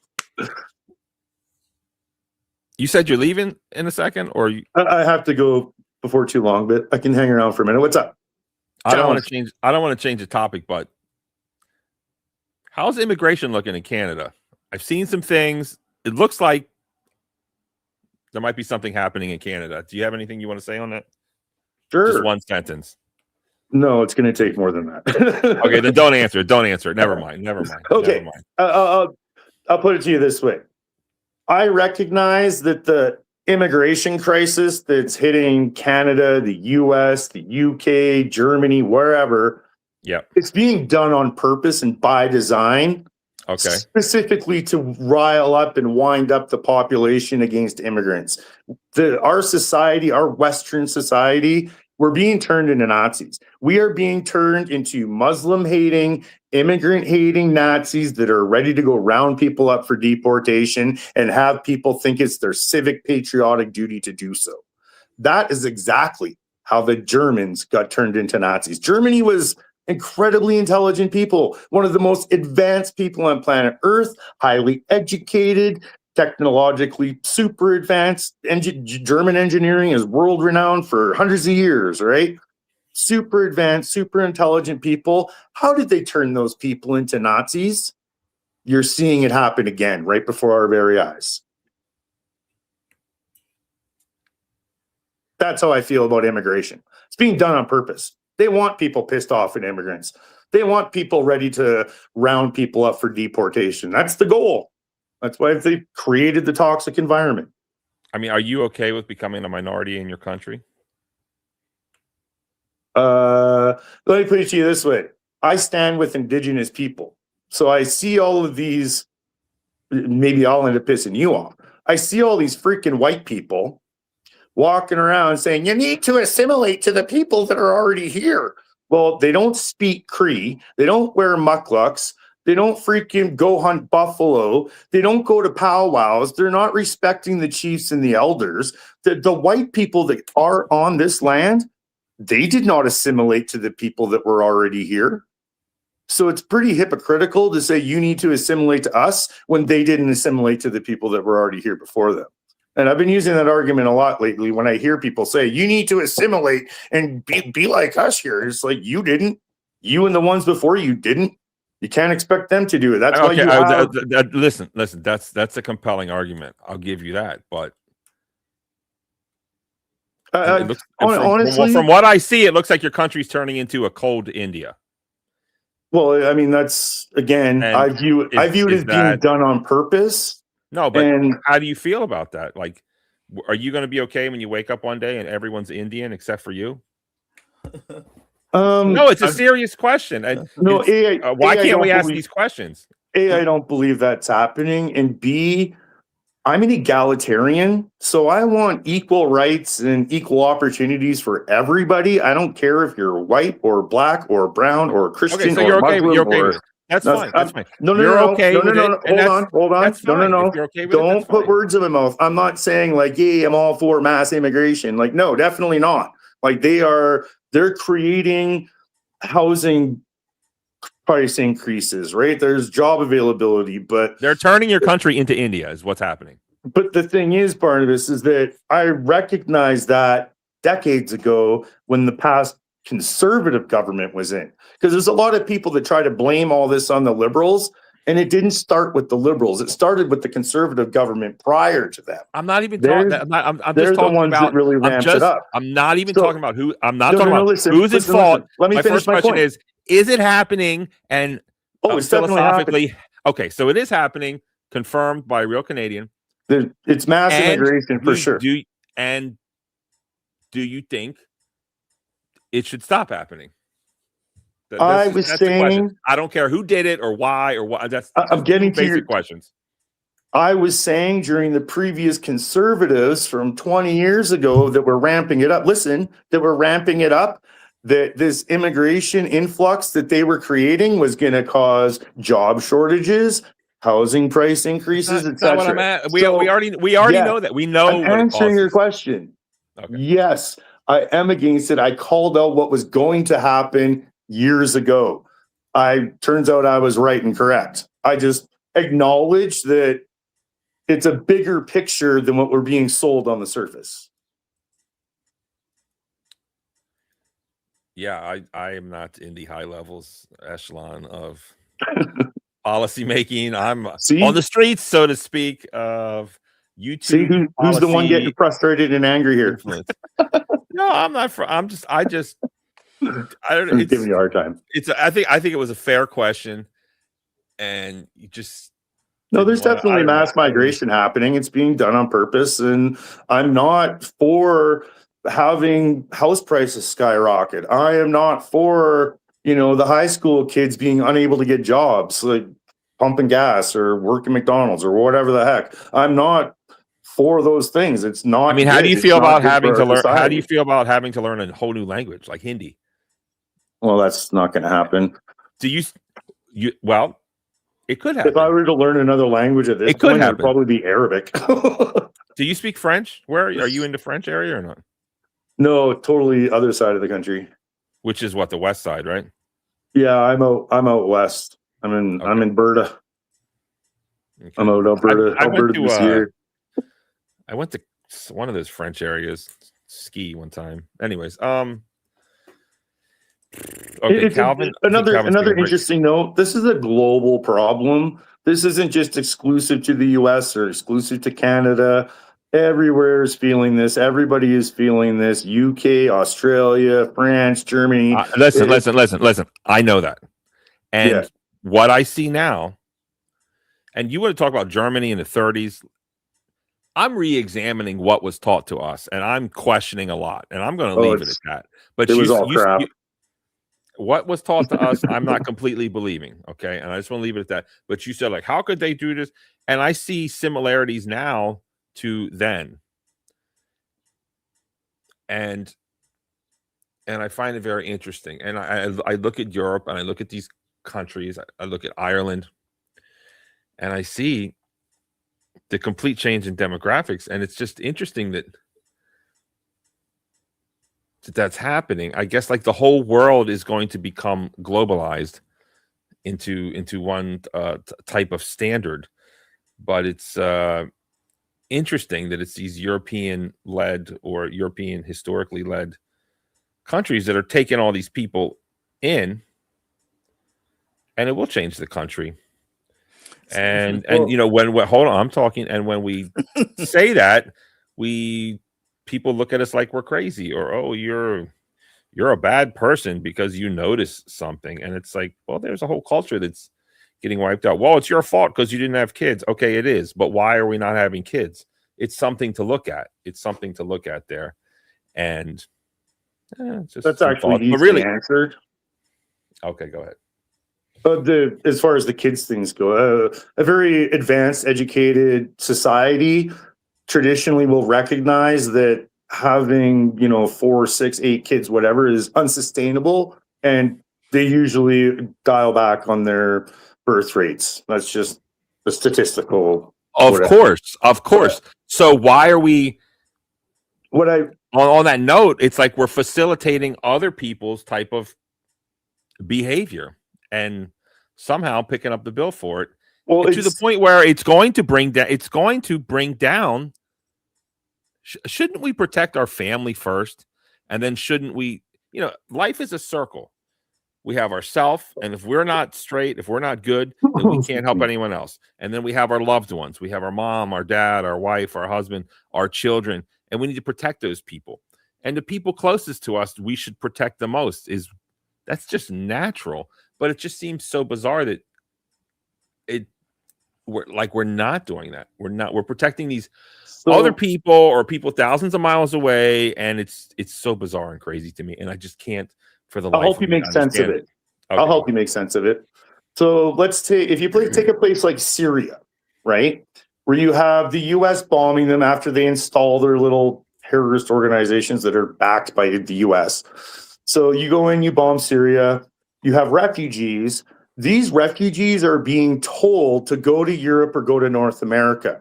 They're being told to go there by government agencies. They're being told how to do it, instructed on how to do it.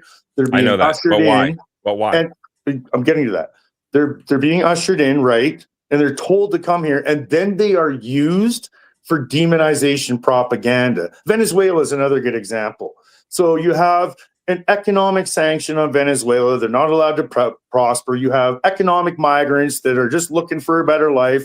And you have, again, government agencies saying, hey, go here, do this, talk to these people, claim refugee status. This is what you do. This is who you talk to. Start the whole process.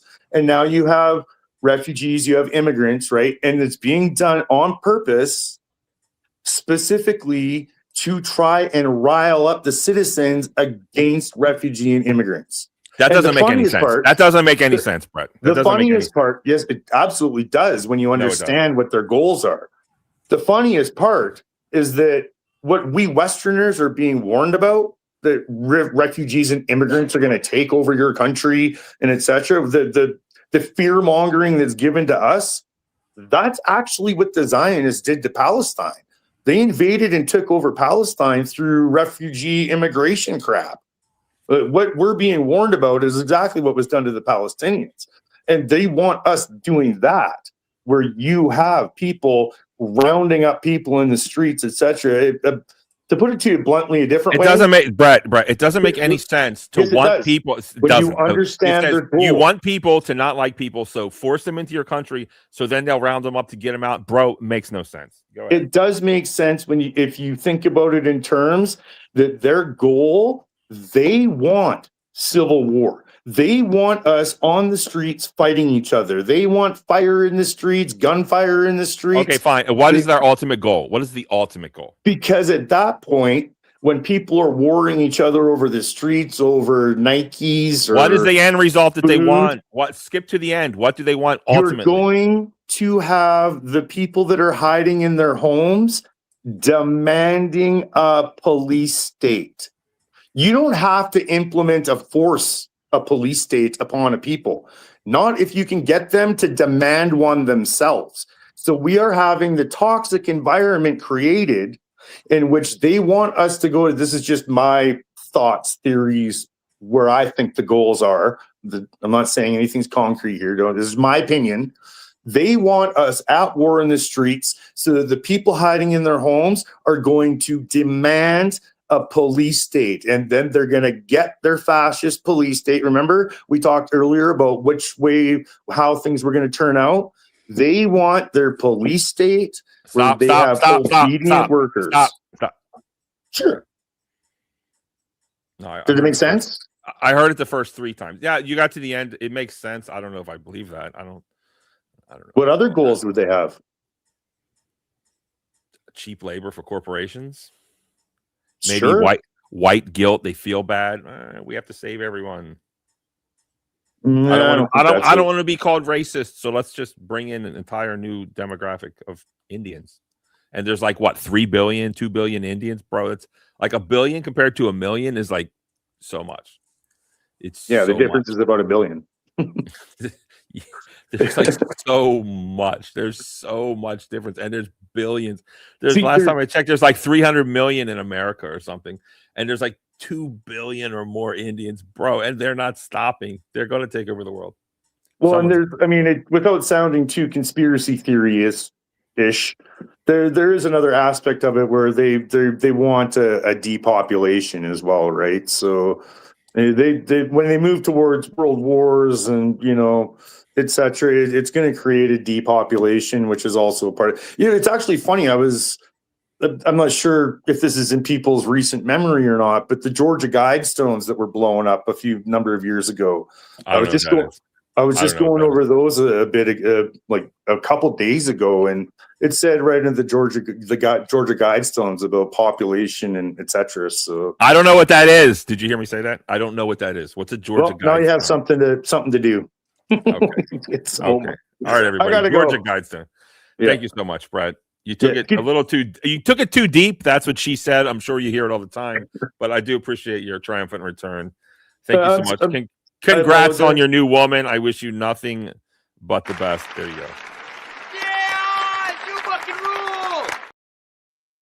Yeah, I love this one. She's freaking awesome, but I apologize for taking it too deep. I know it's a lot when you get overload people with information. It's not helpful. So I apologize if I went a bit too extensive or a bit too deep. Apology accepted, Brett. Thank you so much. Nice to meet you, Calvin. Hopefully we'll talk soon again one day, but Nice to meet you too.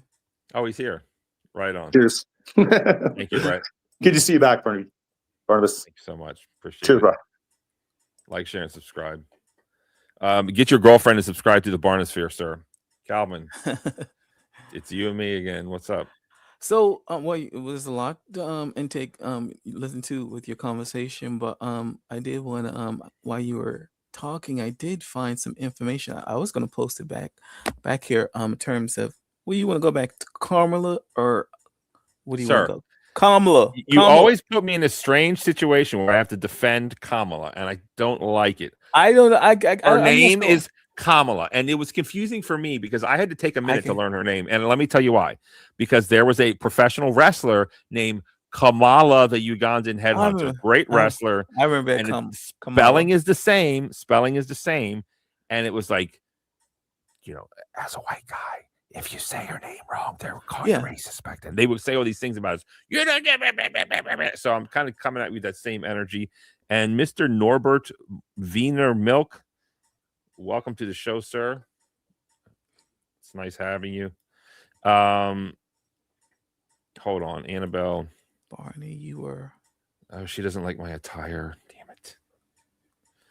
All right. Well, let's talk. Let's talk. She's I'll referring let to to me. I'm dressed down for this episode, and she's right. I mean, the channel is in disarray, some kind of rebirth. There's things going on, and how do you think I look? Kind of trashy, right? You want me to change, Calvin? No, I don't have a problem with the way you look. This looks. I think isn't this like your normal casual? Oh no, she's talking about Kamala. Oh, that's right. Sorry. Oh yeah, I thought she was talking about Kamala. I mean Sorry, Kamala. okay. Kamala. I was just saying Miss Harris. It's No, like- Kamala again.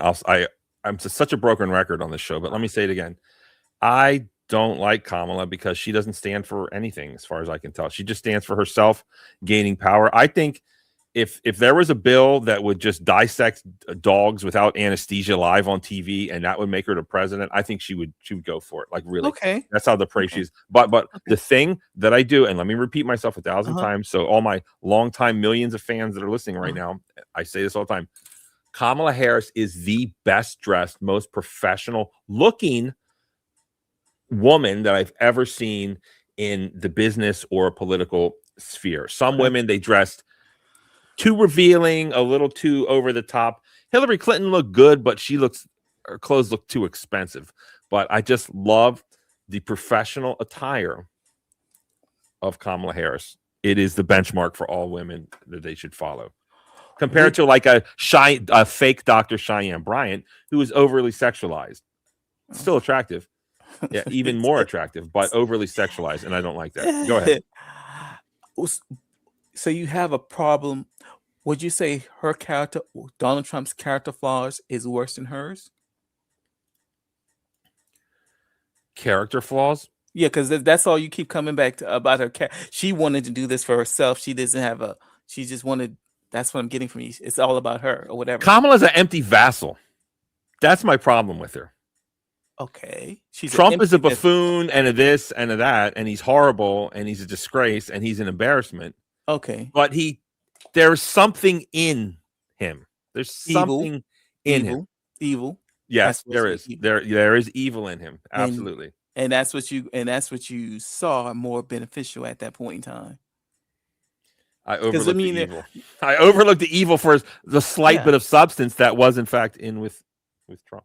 Yeah, because we are here at this position at this juncture with Iran and what's going on and economically wise. I mean, I know you've been watching the reports in terms of what they're projecting and saying about the economy. I don't know what is up, what is down, but there's a lot of rumble about our prospects and the value of the dollar and all this going on and this war and what this damage is doing to do. And I'm just thinking of it, people to just go ahead, Barney. Listen, Calvin, I know it's an uncomfortable situation where we are in agreement, but we are in agreement, sir. Yeah. Maybe this is like a lunar eclipse or something. Donald Trump is a complete failure and disgrace. Okay, I've said this.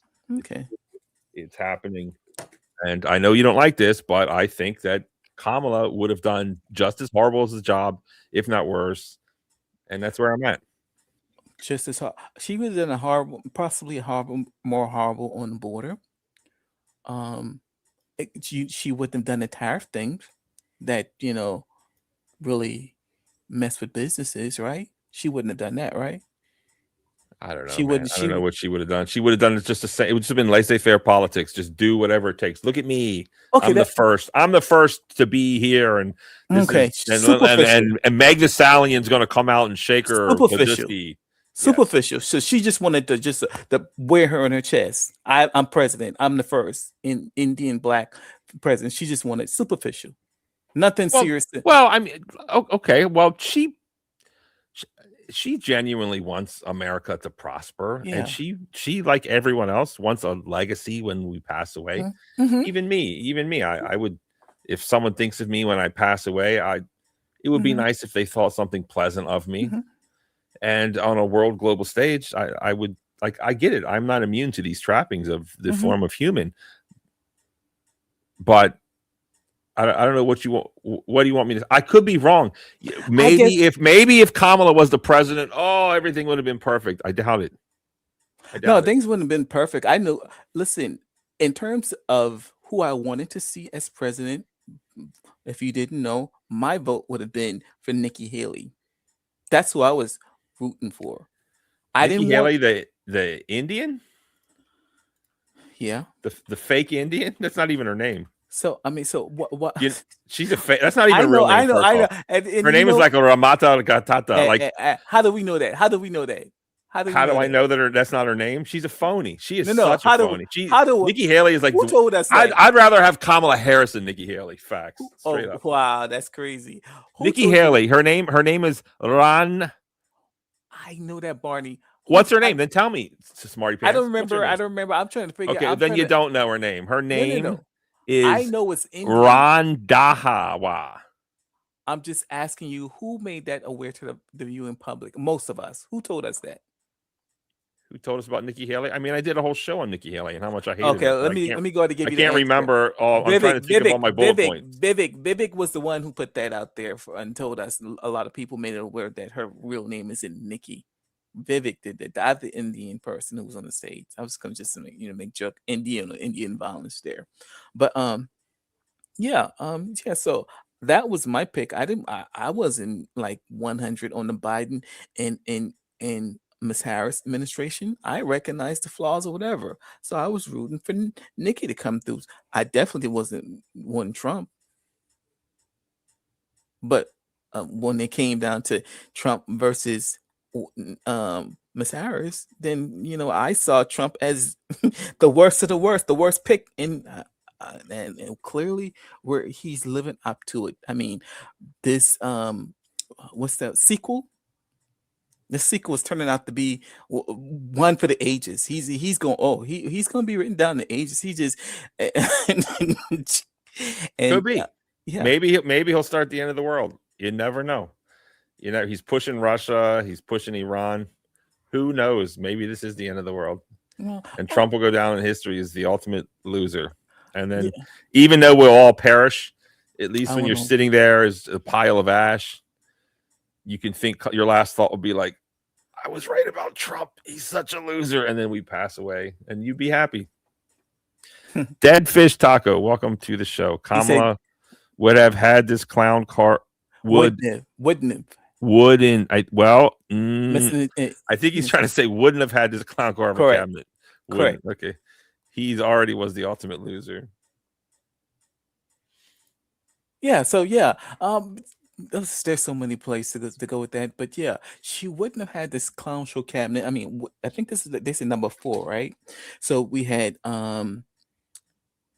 what's the lady name from Homeland? She's gone.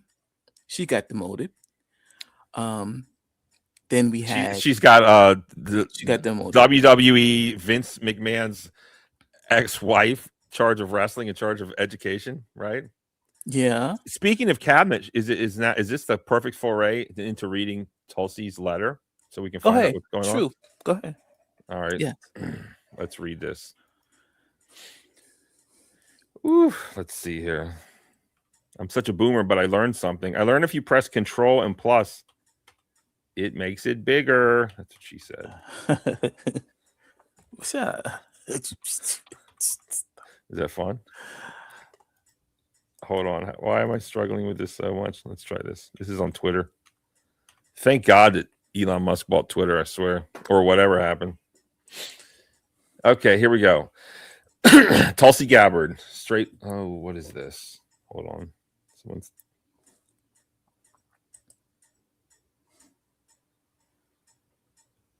No, people are harassing me. People want to pull that carpet out from underneath you any chance they get. I tell you, people are rotten. Okay, so let's get to Twitter. Tulsi Gabbard. Is that you making noise? Mm-mm. What noise you hear? I'll mute. That is you. You got something in the background. Sounds like a grandfather clock or something. Oh, man. Tulsi Gabbard. I am deeply grateful for the trust. Okay, so let me tell you what I want. I want this letter to say, in clear conscience, in good conscience, I can no longer continue to support this administration and its warmongering habits. I accepted this job in an effort to spread world peace and sanity amongst the American populace and military. And for these reasons, I'm out. That's what I want this letter to say. What do you want the letter to say, Calvin? Or how do I you already feel know about it's, Tulsi? I already know it's her reason behind resigning. I was surprised, but go ahead. Okay, don't tell me. All right, then let I me won't read it. tell you. Because remember, I had high hopes for Tulsi. I thought she was something special, as I've said before. I had her eyed as possibly the first American president. I know it's a first female president, that is. I know it's a long shot, but it's something that I considered maybe that would be okay. And she said a lot of things that made a lot of sense. And a lot of the people that I deemed to be of low moral turpitude were always attacking her. And that's what more do I need to be said than that? Nothing, quite frankly. Here we go. Tulsi Gabbard. I am greatly deepful. I can't even read. I am deeply grateful for the trust President Trump placed in me and for the opportunity to lead. What the crap is this? ODNI Gov for the last. Tell me out. What does this even mean? Office of the DNI. Oh, National Intelligence. That's what she is. I forgot what she was. Okay. I'm deeply grateful for the trust Trump gave me and the opportunity to lead the Department of Intelligence for the last year and a half. Unfortunately, I must submit my resignation effective June 30, 2026. My husband, Abraham, recently been diagnosed with an extreme rare form of bone cancer. Oh, wow. That's it. There's some more stuff here, but I'm not going to read it. That's enough right there. Okay, well, let's hope that he gets well soon or survives. Hopefully he's got that TRICARE health insurance because she's a veteran and they're married. So, yeah, I guess he has health insurance under her, which is helpful. That's not really the story I wanted, actually. Do you believe that was, or do you think she used that as a means to? I think she wanted out. Uh-huh. And it made perfect sense. Yeah. I think she wanted out. And what's she going to do? Sit there and get she's just completely disrespected. She's not allowed in these meetings. She never talks anymore. Trump has done everything that is wrong, everything against what she has previously stated as far as policy goes. So why not quit? Why not take your retirement? I don't know. I'm sure she'll be fine financially. That's a fact. And take care of your man, because really, you should. That's your husband. What are you going to do? Oh, I have to work. I'm not going to take care of my husband. You go, girl. Don't let some man get in your way. Career first. Like, it's crazy. What's up, Leggy? Do you think it's like a fake? Do you think she's faking it, or do you think it's not as extreme as she said? What are you feeling that? I think no, I agree with you. I think she wanted out. I think she knew they wanted her out, and this, unfortunately, yeah, I don't think anyone would fake or lie about cancer because you wouldn't wish that. But do you think she's lying about the severity of it or the prognosis?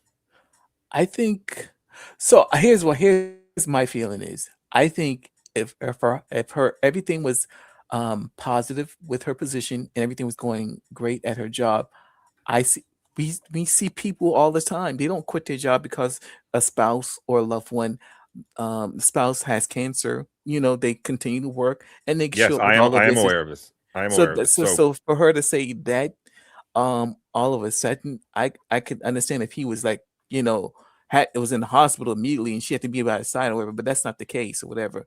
So, the reasoning behind doesn't fly with me, because she could keep her job and still help her husband out. So you think she's just using this as kind of an excuse? Yeah. You think if she was happy at her job, she would have stayed? Is that what you're saying? Is that your She could do both. She could do both. She could do both. Yeah. I guess we'll never know, but that is a possibility. I will give you that. So you think? In the same token, let's say she was president, you think she would step down from her president role as being president, to take care of her spouse? I don't think she would, but that's a different job. Exactly. The same reasoning. You know what I'm saying. So I mean, yeah, I don't. Yeah, her reasoning behind it doesn't fly with me, but it gave her a room to just step away gracefully instead of being, as you said, are clearly pointing out, kind of disrespected, being the laughing stock, not being included in things that are job related. I mean, it does not look good at all. And people were writing about that, as you stated. Yeah, they've disrespected her. They've embarrassed her. It's not cool. And they don't. Yeah, I mean, you could be right. You could maybe she's just whatever. Maybe she's still gonna go surfing every day and be like, oh yeah, go to the hospital, get yourself an Uber for your treatment. Like she might. You never know. You never know. I heard when they were released, I can't remember what report or what political foreign affair information was, that she was posting information that she was on the beach when there when she should have been in office when there was talk about a war or something like that. Did you hear that story? I didn't hear it, but Okay. maybe she was like what they call it, silent quitting. Maybe they weren't giving her the briefings, or maybe Mhm. have you ever had to go to like an online meeting and there's no reason for you to be there and you're just like, why am I here? Like I've had that happen. It's like all staff meeting, make sure you go to the Zoom call. You're like, okay. Hold up. And they don't address anything that affects you in any way whatsoever. And you're just like, what's the point? Maybe she did that. I have no idea. I don't know. But I'm glad because she did sell out. She sold out. She changed her tune when she got in there. So Well, that would make everyone, right? Because everyone no. Isn't there anyone left in the world that wouldn't sell out? Is there Okay. aren't there heroes somewhere? Let me Don't think. just destroy my reason to believe in what's good in the world. Don't destroy my belief of superheroes, sir. Someone out there surely has integrity and will stand up against the horde of evil and say, as the child in The Emperor Has No Clothes, hey, the emperor has no clothes. When you said I mean, I guess that's kind of a bad reference because he was just ignorant. Well, what were you saying? when you said horde of evil, you're referring to Donald Trump No, I'm just the horde in general. In general, yes, the evil that lies within him. Yes.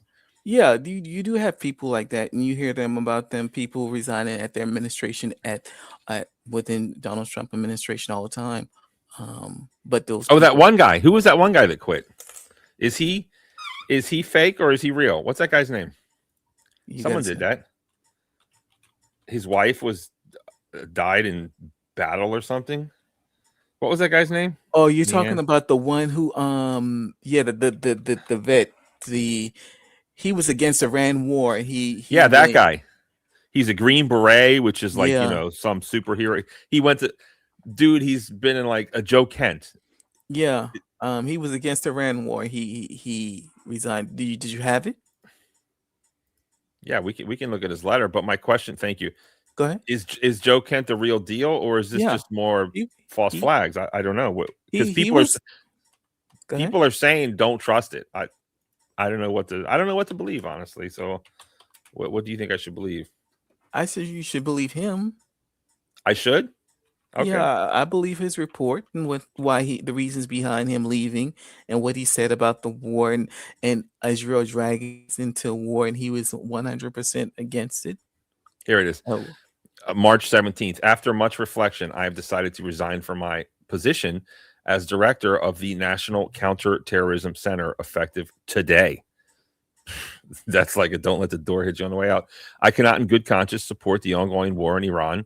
Iran posed no imminent threat to our nation, and it is clear that we started this war due to pressure from Israel and its powerful American lobby. Bro, can we have this guy's president, or is this just some like double deep how shall we say trick? I don't know. Look, I'm on Joe Kent's side for now until I find something else. But people I'm not really prepared for a whole back dive into Joe Kent, but it does look pretty suspect that this dude spent like 40 years with the CIA and doing all this crazy stuff. And now all of a sudden we're supposed to trust him. I mean, maybe. I hope so. I hope he is the one man that stood up against the horde of evil and said what was right and did what needs to be done. These are the heroes that we need. And these are the heroes we can't find. So would I take it you were disappointed with the recent election turnout? I think Massey and Cassidy, people who had took opposition to Mr. Trump, President Trump. Of course, I'm upset that Massey didn't make it in. Yeah, it's very upsetting. You wanted his win to serve notice that to stand up to Donald Trump is a necessity at this point in time. It's not Trump they're standing up against. It's AIPAC. Yeah. Does that make sense? I can't say no, because everything doesn't revolve around Israel. All their misdealing, things of that nature does not revolve around Israel. Like what's going on with the 1.776 billion that they're creating to pay back victims that of whatever. That has nothing to do. I don't know. Whatever you just said, I don't know what you're talking about. Do You we don't want to know what I'm explore talking- it? Well, can you explain it better? Okay. What did you say? I just heard The- 1.67 million. What are you talking Excuse about? me, the 1.776 billion that they're creating for victims of who were incorrectly or maliciously targeted by the federal government. You can apply. They created this fund or whatever where you can petition the DOJ as a victim of being a victim of the government, and you can petition them for like recouping my lawyer fees and all this stuff like that. You haven't heard anything about that as of now? I don't know what you're talking about. Oh, okay. Hold up. Okay, I'll hold up. That's fine. Okay. I'm trying to That's find you a article, and you can, I guess, you read it on if you want to. I'm surprised you ever heard about it. Well, bro, my channel went through. Okay, no problem. There's a lot of things going on behind the scenes, and I haven't What happened? been So up and up. we can And if we I- can sidetrack for a second, if you want to clarify what's been going on with your channel. I know you said you've been. I haven't been aware. Where? well, first off, I got demonetized, and that was horrible. What was the And reason? Can I ask what the reason was? yeah, I made a video about Luigi Come- Mangione. That's the guy that did the thing to the CEO. And I made the video, just a quick video.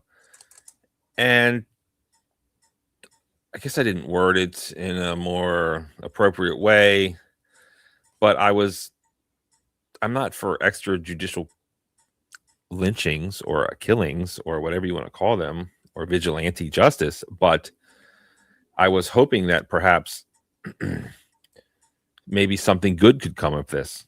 And I would also stated how interesting it was that not everyone, but many were siding with Luigi Mangione. And it was kind of this Robin Hood-esque type story. And even now his trial is going on, and he's got these are just sick women that are attracted to this whatever. Okay. But it was deemed that I was supporting. Here, I can look it up right now. I'll read it to you. Let's take a look here. I'll read it word for word. What did I do wrong? Violent, extremist, or criminal organization. Content that intends to praise, promote, or aid violent, extremist, or criminal organization or incites violence. That's what I did wrong. So I got demonetized. And even now, I'm not saying I have like great content, but my views are. They didn't shadow ban you. Yeah. And it's not going well. And that's why I started off. I was like, let me see if I can get this party started. Let me do what I used to do. I could just do like a live Trump speech and get like 50, 60, 70,000 views. And I can't even get a few dozen at this point. So it is didn't know you got demoralizing. I didn't know. Yeah. No, you got that big because one. Okay. And then like my personal life completely imploded for other reasons. But Okay. it is what it Okay. is. Well, sorry to take you down that walk, make you regurgitate or reflect on. It's fine. I'm really digging you up here, Calvin. This is probably my favorite episode with you. Honestly, you're like fitting right Why into you- that perfect slot. I don't know. Okay. If only you could cam up, maybe we could have a show. I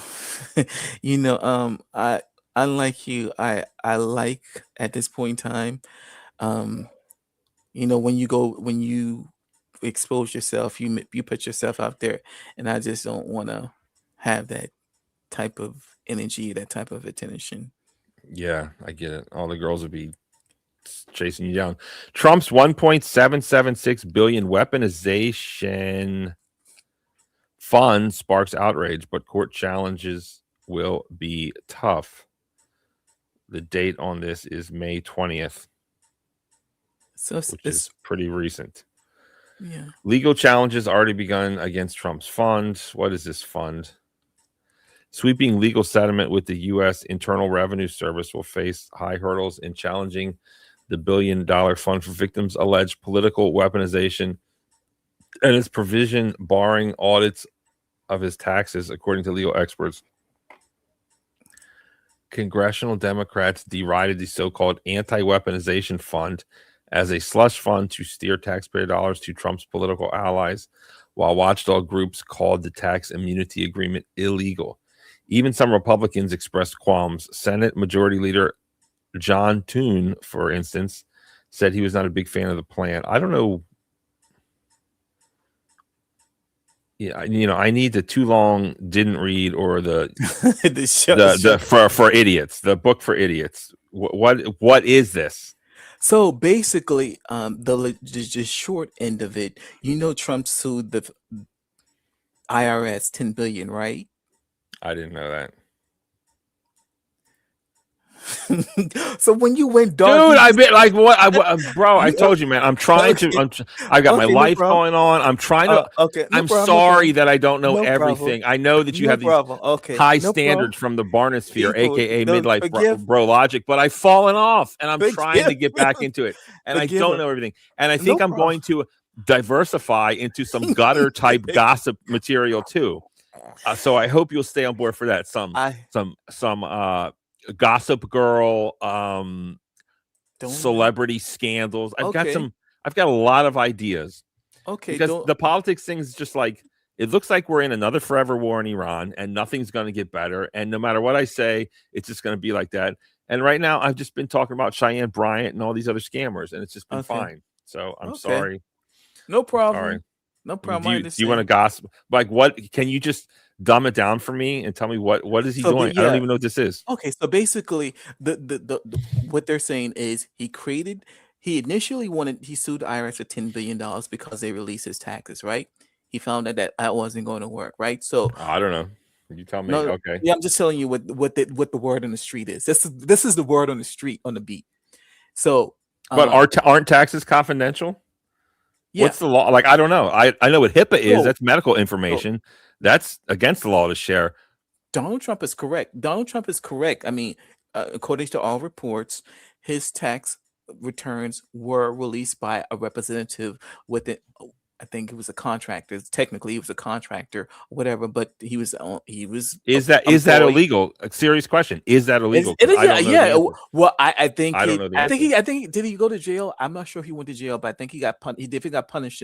I think he did go to jail, right?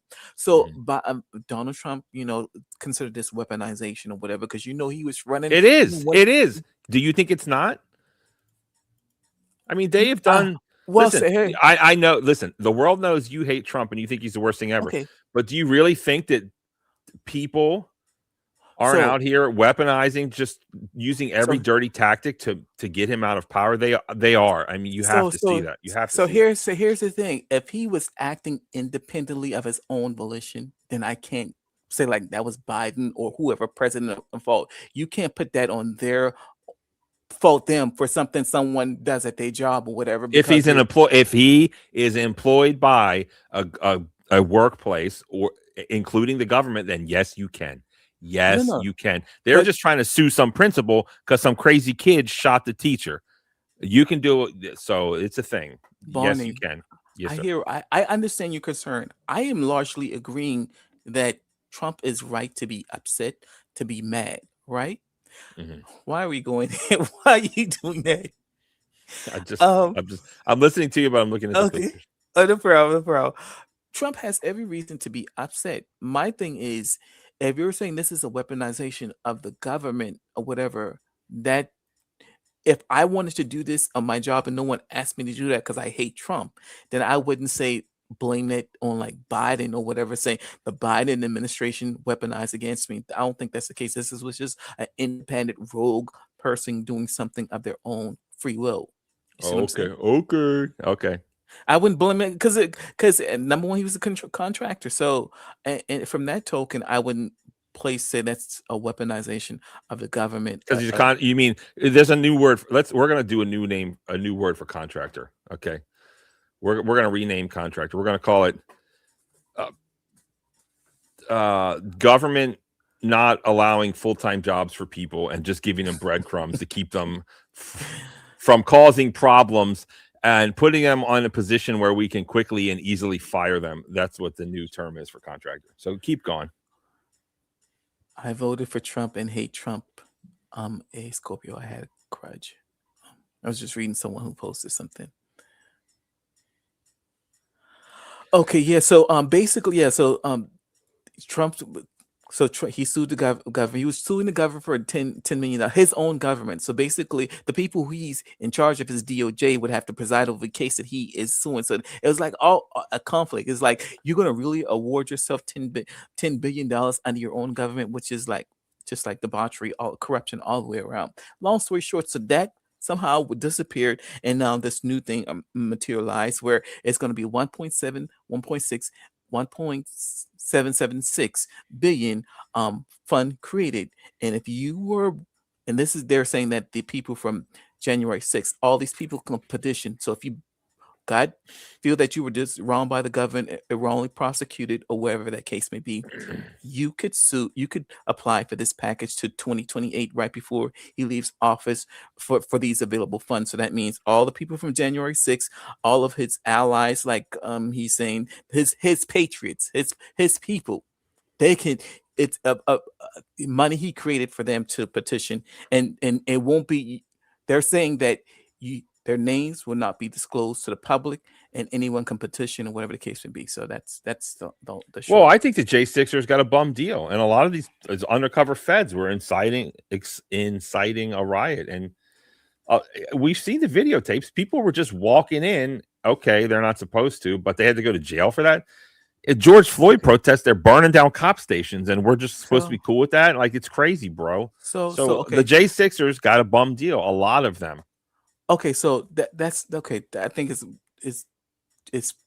important that you distinguish between people who were walking in and may have gotten sued or had to appear in court for whatever higher lawyer, things of nature, separately from legitimate people who were bum rushing cops, beating on cops, and things of that nature. So I don't think we should paint this as one big picture, like people were just innocently, they weren't doing anything and they just got caught up for nothing. No, They were. QAnon shaman.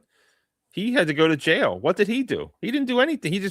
Okay, maybe he went in, he wasn't supposed to, but one could easily surmise that when the cops sit there and watch you and let you go in, bro, it's a little confusing. You think the Q? Do you really think? Excuse me. I'm talking. Do you really think that? Do you know QAnon shaman? Do you know who I'm talking about? The one with the horn. Yeah. Do you really think that this guy went in there to overthrow violently the government with no guns? These are all gun nuts, and none of them had guns, bro. They were protesting. Okay, they got out of hand. Oh, come up, cheapo. And if that guy went to jail. Okay. For like a couple years, QAnon shaman or whatever his name is, and it's probably he got a bum deal, man. It's crazy, and it's because of this hatred of Trump. So let me ask you this then.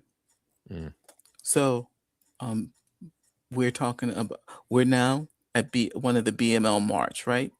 And BLM, and things getting wicked, right? It's the store, right? and you have security right there, right? Security's overwhelmed, and the store this got a bunch of nice clothes or whatever the case may be.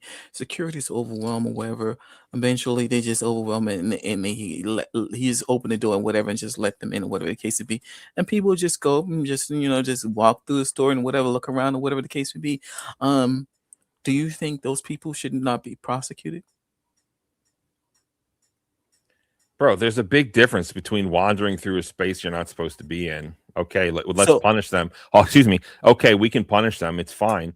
But okay, do we really need to put the QAnon shaman in prison for a couple years, bro? We do not. I We, so I don't. and So it's here's all the thing. okay. Go ahead. So here's the thing.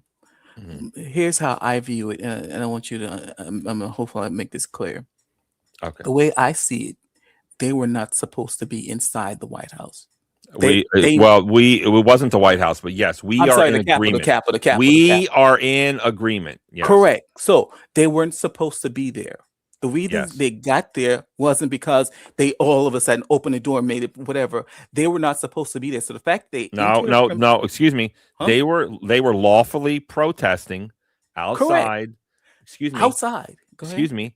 Uh-huh. And then all of a sudden, just like the cops, for whatever reason, moved the barricades and let people walk in. It's a No. bit. Excuse me. It did, and it's a bit confusing for slow people like me. So so you have cops there, right? You literally have to beat people to get inside the place that you're trying to go. Not But you like think- I've no. seen the videotape. Some of it is like, why are we hitting the cops? I'm no, not for that. Listen, But some of Barney. it, I don't know where it was, Barney, but we Barney. see them walking in. We see the cops moving the gate, and we see them just like saying hi to these people, like it's a freaking tour of DC. No. Maybe these people came from Alabama. Oh, let's go tour the Capitol, bro. It's confusing. And that's what you saw. That's all you saw. Again, did you not hear the part where I said I'm against them beating the cops, No, bro? no. Hello, I said that. No, the story that you're painting is not a complete picture of what's going on. I'm just saying that, and that's all you saw. What did I miss? Loan me some paint. What Okay, did I so miss? let me fill in the gaps where you just seem Please to do. Please do.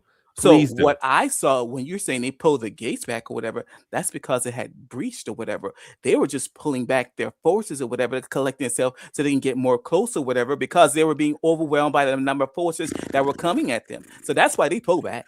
So, Bro, but you interpret that, oh, bro. I'm letting you in. You're interpreting that Bro. as I'm letting you in. That's why I don't Bro. understand. And then the other thing, they're getting beat. They're at the door or whatever. They're getting stumped. They're breaking glasses or whatever the case may be. You don't even see that. You're not even acknowledging that. Whatever they're doing, they're breaking the glasses or whatever to get in there. And then all of a sudden, the cops let them in because they were overwhelmed. They Bro. cannot stop the forces. So what they do, Bro. they just open the door, and what they do, they took everyone, they held them off as long as they could, and they got everyone to safety, the VP, all the people hidden, locked away, and once they did that, they let them race to the way because they could not contain the force. That's what I saw happen. You make it seem like they just say, "Come on in, you're welcome." That's not the case. Bro. That's not the All right. picture. Go I ahead. hate that you're forcing my hands to go Go over ahead. J6 footage, bro. It's like my numbers are horrible. My numbers are down. I'm trying to do something contemporary, but it's like it's the Godfather. Just when I think I'm out, you pull me back in. Let's go to something that's not even. We could talk about something. No, else. no. I have to show, and I love dealing with you because I'll show you exactly what is real.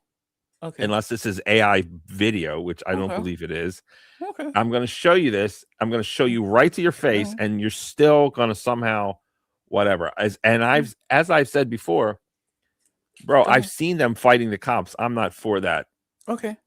There's Go ahead. there's different levels of prison time, and the Okay. QAnon shaman shouldn't get any prison time, in my Okay. opinion. So what? Go ahead. Go show me your video, and then I want you to follow it up and tell me what the QAnon shaman specifically did. Okay, that's fine. I'm trying to figure out how to share tabs, and I'm so. But it's it's a while since you've done it. Yeah, I'm so lost. Okay, here we go. Okay, here's like this guy in yellow looks like a cop or something, right? I mean, do we agree with that, or what do we got here? Do you see this? Looks. Let's just watch this. Go ahead. We've got some. Okay, hold on. Let's rewind. Okay, here we go. Is he arresting him? What's Yeah, going okay, on? so- okay, yeah. I don't know. Is he looking up his? I don't know what's going on. He's looking in his. Is this an anal probe? What's going on here? That's like a cop or something. No, he's looking through his bag. He's going Well- through his. Look, he just fist bumped him. Okay. He Okay. just fist bumped some security guy, bro. Okay. Okay, go ahead. Okay, hello. Hold on. Let's look for some more stuff. What else do we have here? Wait a Okay, here minute, we go. that's your evidence. Go ahead. Yeah, like, bro, I didn't know I would have to present this, so I didn't like come. Go ahead, This is go ahead, just go ahead. evidence on the fly, bro. Uh-huh. Thanks for being uh-huh. so current with like Go ahead. 4-year-old stuff. Go ahead. But let's get to it. Uh-huh. Okay, here we go. This is J6. Okay. Okay, here's the cops. Okay. Do they look like, fall back to the Alamo? Does it Okay. look like that? No. Go ahead. They're like, oh, here come some people. Go ahead. Here come some cops. They're walking in slowly. No one's got a gun or a taser out. No one's, Uh-huh. and they're just like looking at bro. These people got arrested, and there's the cops. Okay. Sure. Look. Ignorance is no excuse for the law. Okay, fine, but do we really think that these people need to be in prison, bro? And look. Okay. Here we go. Okay, bro, do these really look like serious people who are going to have a military coup over the country, bro? No. Okay. And some of these people went to prison and lost their jobs and did and all these horrible things happened to them. And I believe it was too much. So I'm not the expert on this fund. So I'm not really sure what's what. And furthermore, there were people, feds, inciting this on purpose. There were. And that's the whole thing. Okay. So okay. Like, look at this. Oh, look. Oh, they're overwhelmed. Okay. Oh, So no. You don't even give where at what stage this was taken. You just play something out of generally for the most part out of context. You don't provide This is January 6th. This is them inside the Capitol building. This is Okay. not out of context. What are you? When I say crack are you context, smoking, sir? when I say out of context, you don't tell me what happened before, whether this is the 5th hour, the 6th hour, the 7th. That's what I need to know, whatever the case may be. Why does it matter? They got in trouble for this. No, They got in trouble for this. and that's the other thing. You said This looks like a tour of the Capitol. Like they have Mr. tours Barney, of the Capitol building. Mr. Yes, sir. Barney, Yeah. you made specific claims.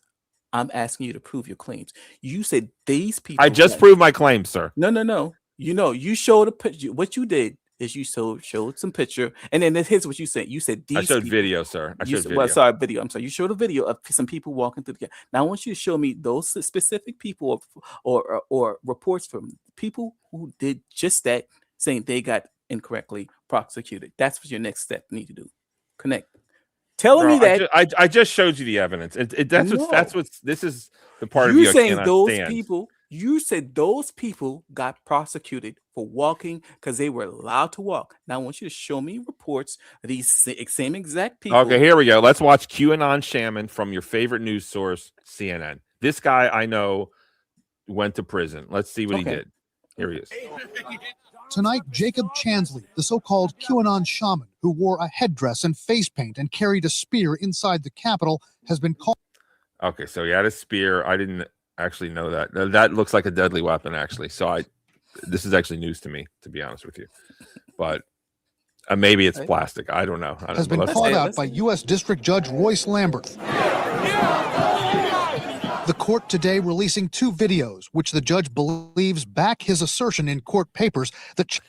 I mean, I guess it's a spear. It's also a flagpole. Okay, fine. It could be seen as a weapon. I don't Gotcha. care. I'll let that Quote, pass. I'll let blatant- that pass. I don't care if he has a pole or whatever. That's the case. I mean, if he I'll go- brandished it as a weapon, okay, he can go to prison. Okay. But I don't know of any reports of this. lied during an interview with 60 Minutes Plus. This is what Judge Lamberth believes was That's him, by the way, Okay. minus the Oh, it face looks paint. different. a lie. Police were waving people into the building. Judge Lamberth believes All right, this is your favorite Okay. part. Obviously, I'm against this, and I question if any of these people were feds. But let's keep going. this video showing rioters breaking windows, then panning over to a shot of Chansley walking Can you through pause a for door, a second? shows Can you? Okay, wait a minute. Go ahead. Well, right here.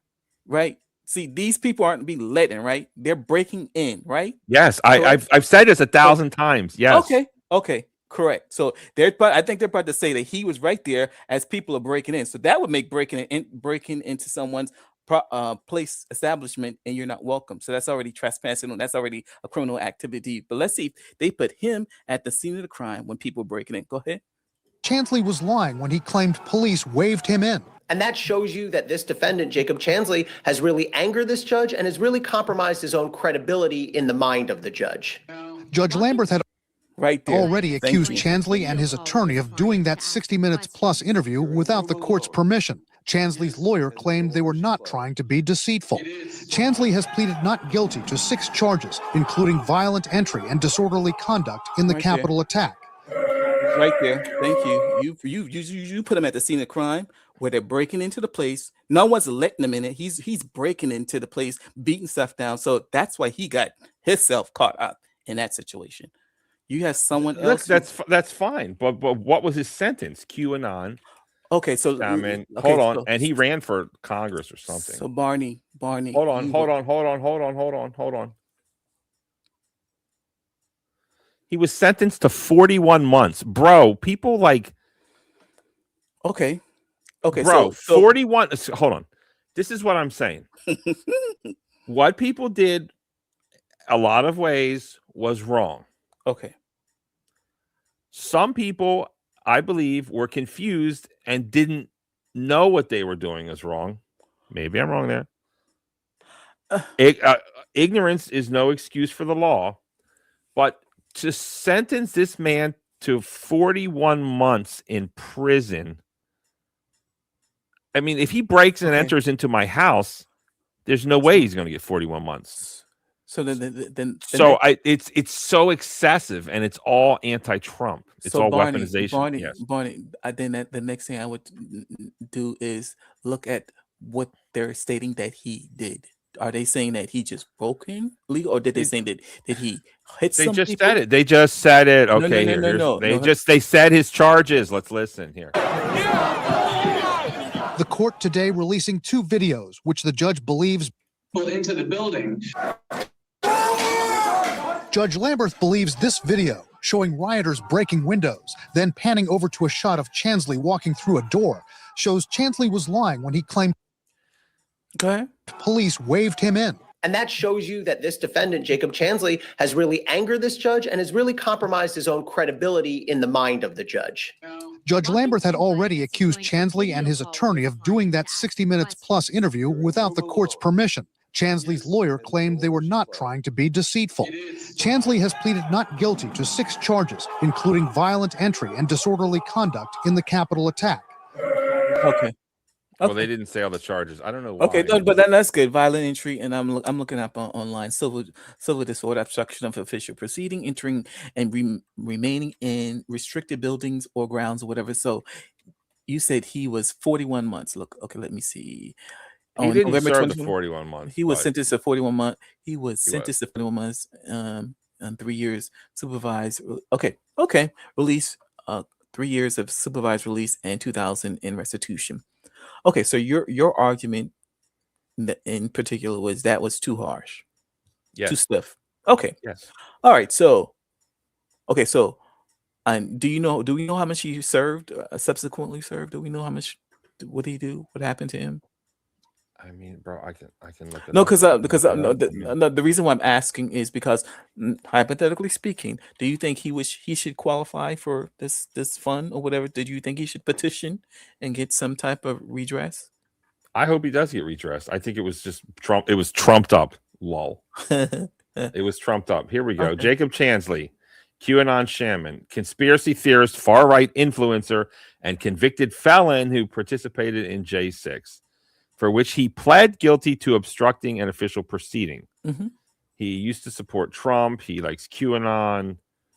He's from Phoenix, Arizona.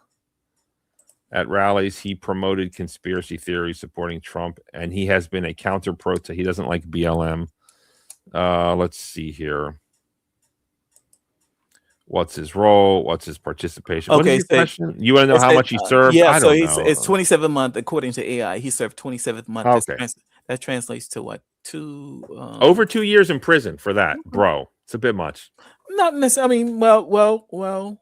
I mean, There's people stealing cars and beating people up, and they Okay. don't even get any time. They get Okay. suspended sentence. Like, okay. bro, Well, it's just not. It wasn't just that. It wasn't just that. You got to think about all the people who were injured as a result. Two, he didn't injure anybody. but he He was didn't. He didn't. true. He But- didn't. But no, this is he was a part of a group that did this. Okay. Right. Okay. Sure. So Fine. he was one of that. What's that technically in the legal term? Conspiracy. What's that word? I forgot it was. It's C word. Apparently, he voted for Kamala. Does that change your mind about him now? Do you feel like he should get money now? but to you, back to how we got down this treaded path is because you were saying. What that- about Ashley Babbitt? You know who that is? Shout out to Yeah, Ashley Babbitt. I know. Yeah, I know who she is. Okay. I think she was her family was awarded something. I totally disagree with that. Her family was awarded like $1 million or something like that, $2 million.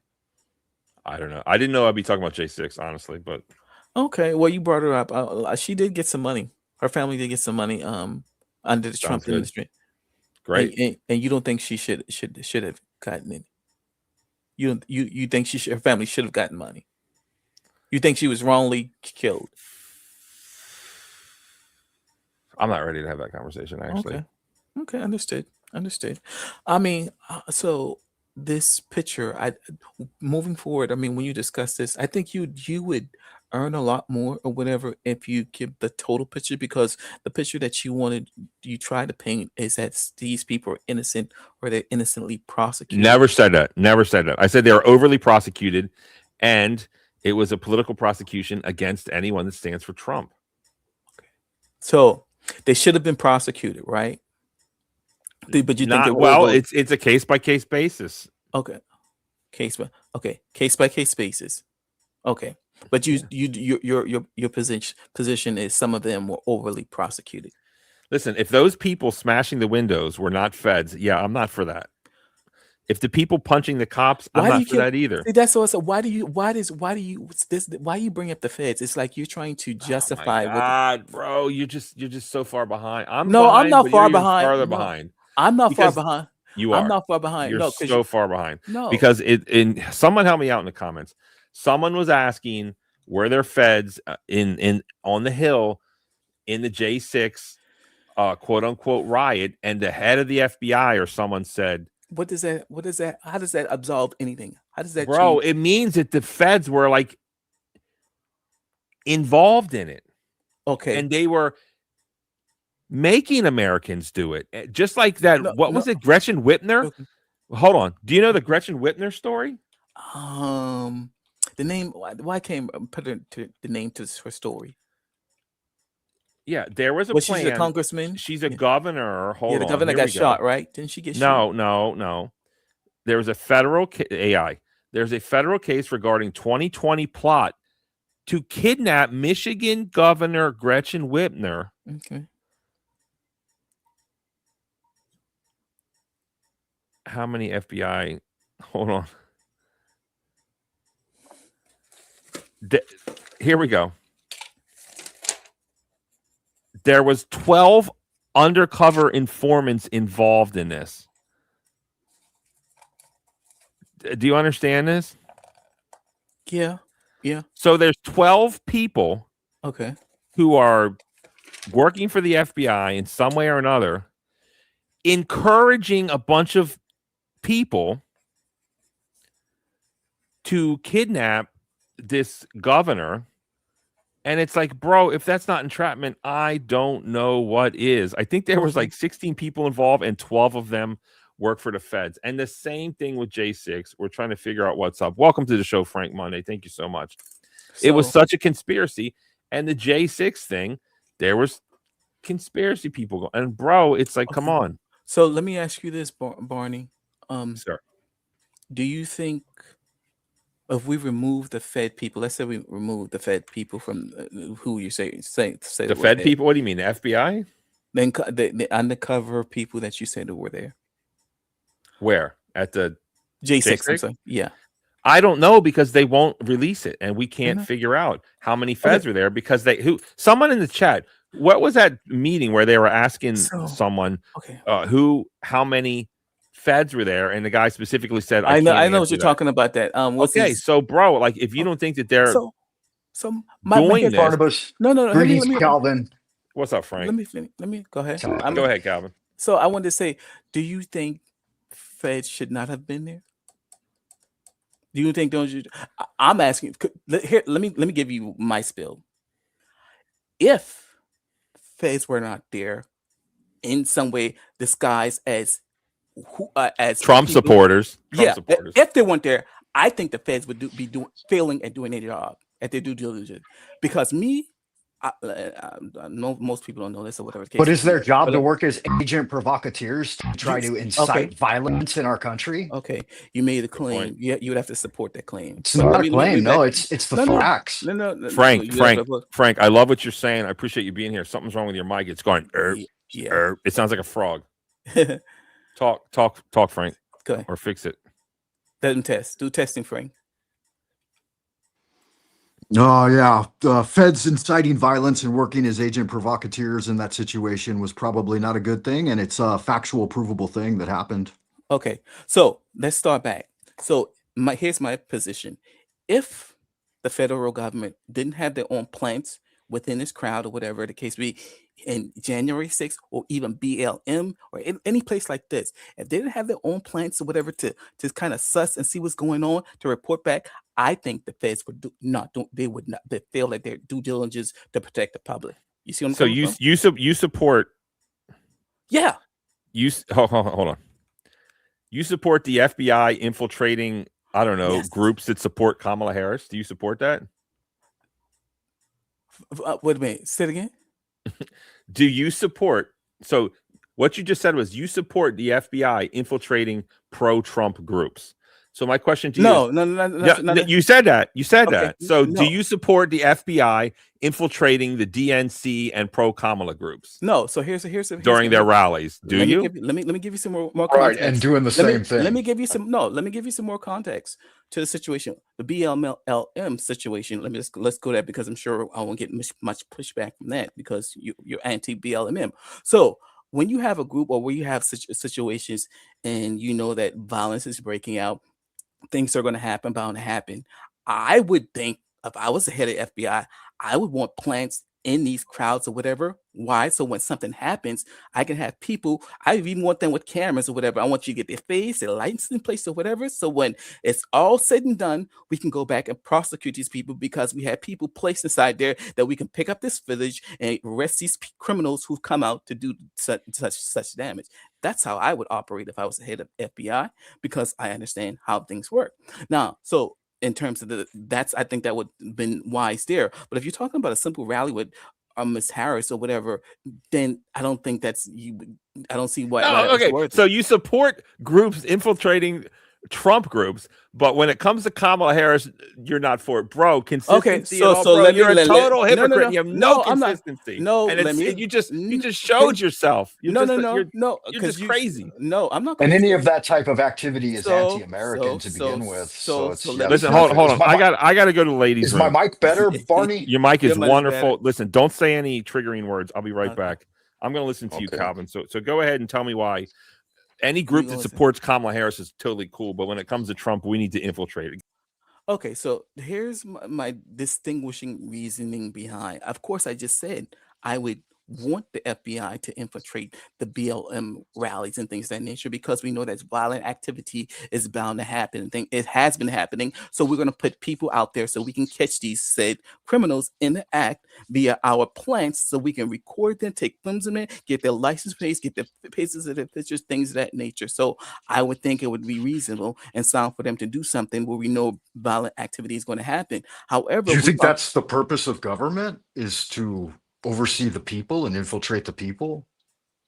Are you an I think American? I think it's the purpose. If you're trying to protect the protect the community against, Are you an American? I am an I'm just American. curious. I am. Okay. Okay. Do you know what the Constitution and the founding documents stand for? Do you agree with them? Yeah. Well, The whole point of government then is to control and protect people from corporations and from government itself. But not just corporations. The government is to protect the people against criminals as well. Nah, not really. Like that's the line. people's job. That's like sheriff and law enforcement. That's not necessarily government. That's like locally organized. There's no federal laws that govern, killing, things of that nature. Well, there are, but they're overreaching, right? Wouldn't you agree with that? But no, that's a matter of opinion. I'm saying as objective Everything reality. you're saying is a matter of opinion as well. Though. As a matter of objective reality, the government in this particular instance, they are in the role of protecting the people because we have these laws where they could be tried to be considered a federal criminal based on these said laws we have to protect the people. So from that vantage does that seem to be their intention in January 6th? Was that what they were up to? Were they trying to protect the people, or were they trying to instigate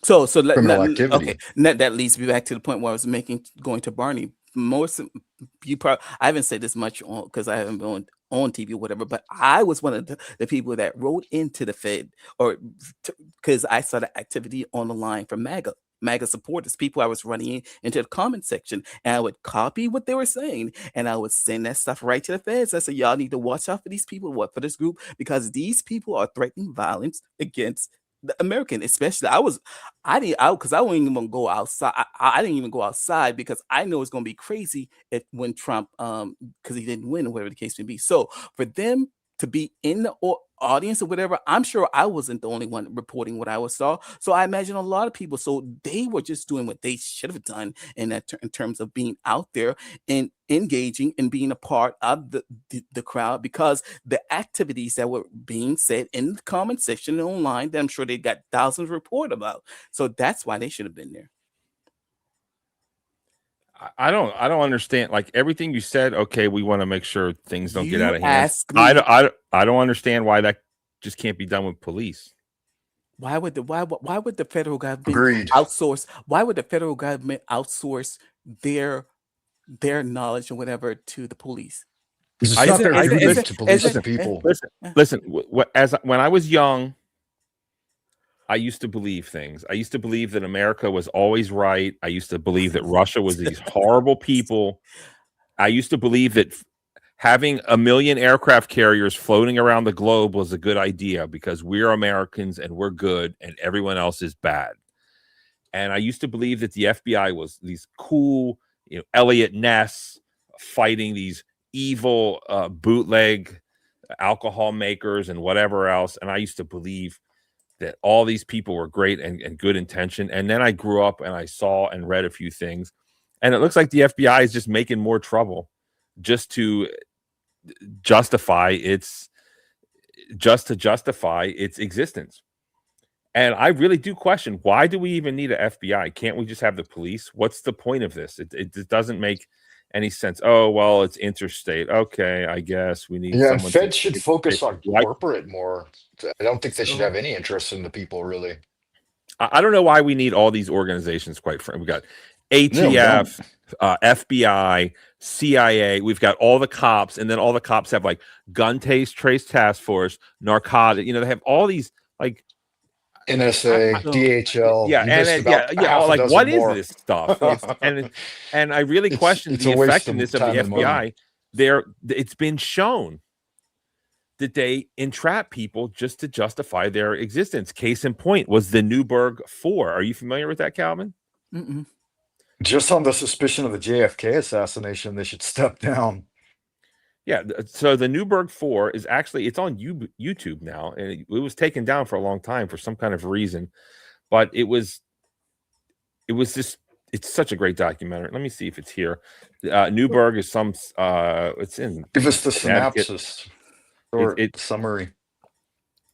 Yeah, the summary is there was this quote unquote informant guy who was getting paid by the feds after 9/11 to search out terrorists. And what he did was he found a bunch of like prison Muslims, a bunch of people who were poor, a bunch of exploitable dudes who didn't have a lot going for them, and basically like trapped them into allegedly planning terrorism. And it's just like, it's such a, it's just so disturbing. I wish you'd seen it. Hold on, let me see if I can find it. Newberg sting.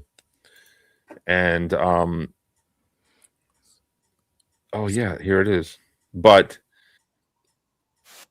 just look up the Newberg sting if you ever want to watch something good. If you want to get mad, if you want to figure out if you want to change your mind about the FBI, just watch this. So I question the FBI's use. I question the FBI's usefulness. Okay, you question it. That's all I Okay, wanna but say. okay, all right. So we have you both of you question the FBI usage. Maybe it's doing something good. I don't know. It could be. I mean, you know, I think we should have some type of federal agency that is above and beyond our local cops and things of that nature. I think Get your hand out of my pocket. Have you know what had any that is? direct experience with the FBI? no. But I'm just saying. I mean, I think. Don't you think it's at least What about you, necessary? Barney? So don't you think it's at least necessary that you need a federal police department, whatever? Do you think that's at least necessary? No. I don't know. Okay, For what? so For what?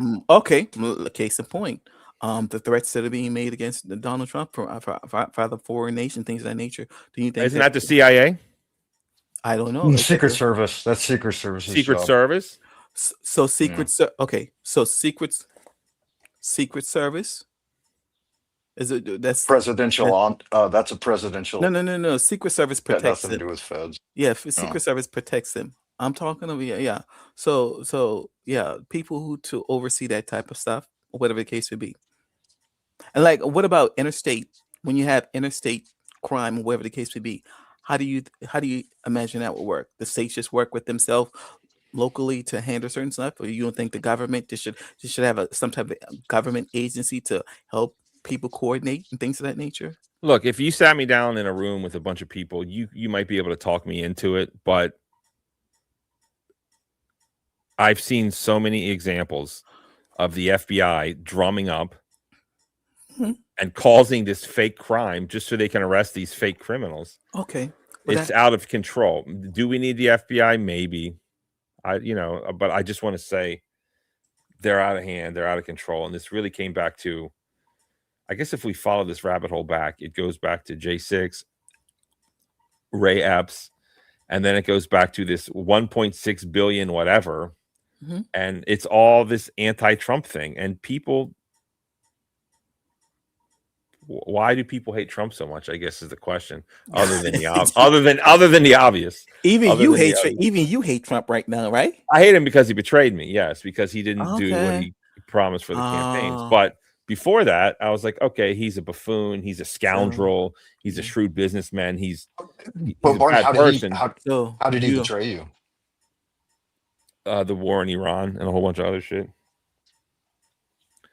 He betrayed me by owing his allegiance to Israel at the behest, doing whatever BB tells him to do. It's stupid. It's total waste. It's just causing problems. So easily avoided. Frank? Tell us how you feel about Trump, Frank. Do you agree with his assessment? No, I think it's a mainstream media talking point, and I would say that without any direct evidence or involvement at that level, I don't have a strong enough opinion to say that he's betrayed us in any way. I don't know that that's true. You said the war in Iran, but there hasn't been a declaration of war, so there's just military action there. Not exactly sure that that is a betrayal of the American people. But I mean, yeah, just whatever the mainstream media is telling you, obviously, right? That's what's Frank, going on. Frank, clarification.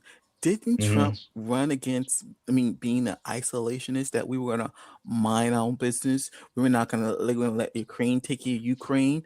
Forget NATO for the most part. Let you know what we'll do our budget or whatever the case may be. But largely, we were going to mind our business and stay our own backyard. And wasn't that what he ran on? Now no one says isolationist. Listen, but he said no new wars. He said he was going to be this something of peace. And I don't even care if he said it or he didn't say it. Any president that gets us involved in a war that we don't need to be in, I'm against 100% of the time, all the time. Is there a war, Barney? I mean, Well, there's dead. There's dead. Sir. There are American soldiers. There are American soldiers in the past month who've been blown up and died. So yes, there's a war. Yes. So what would you call Okay. this? What would you call? You said so that they just shooting it out. Die. They didn't need to die.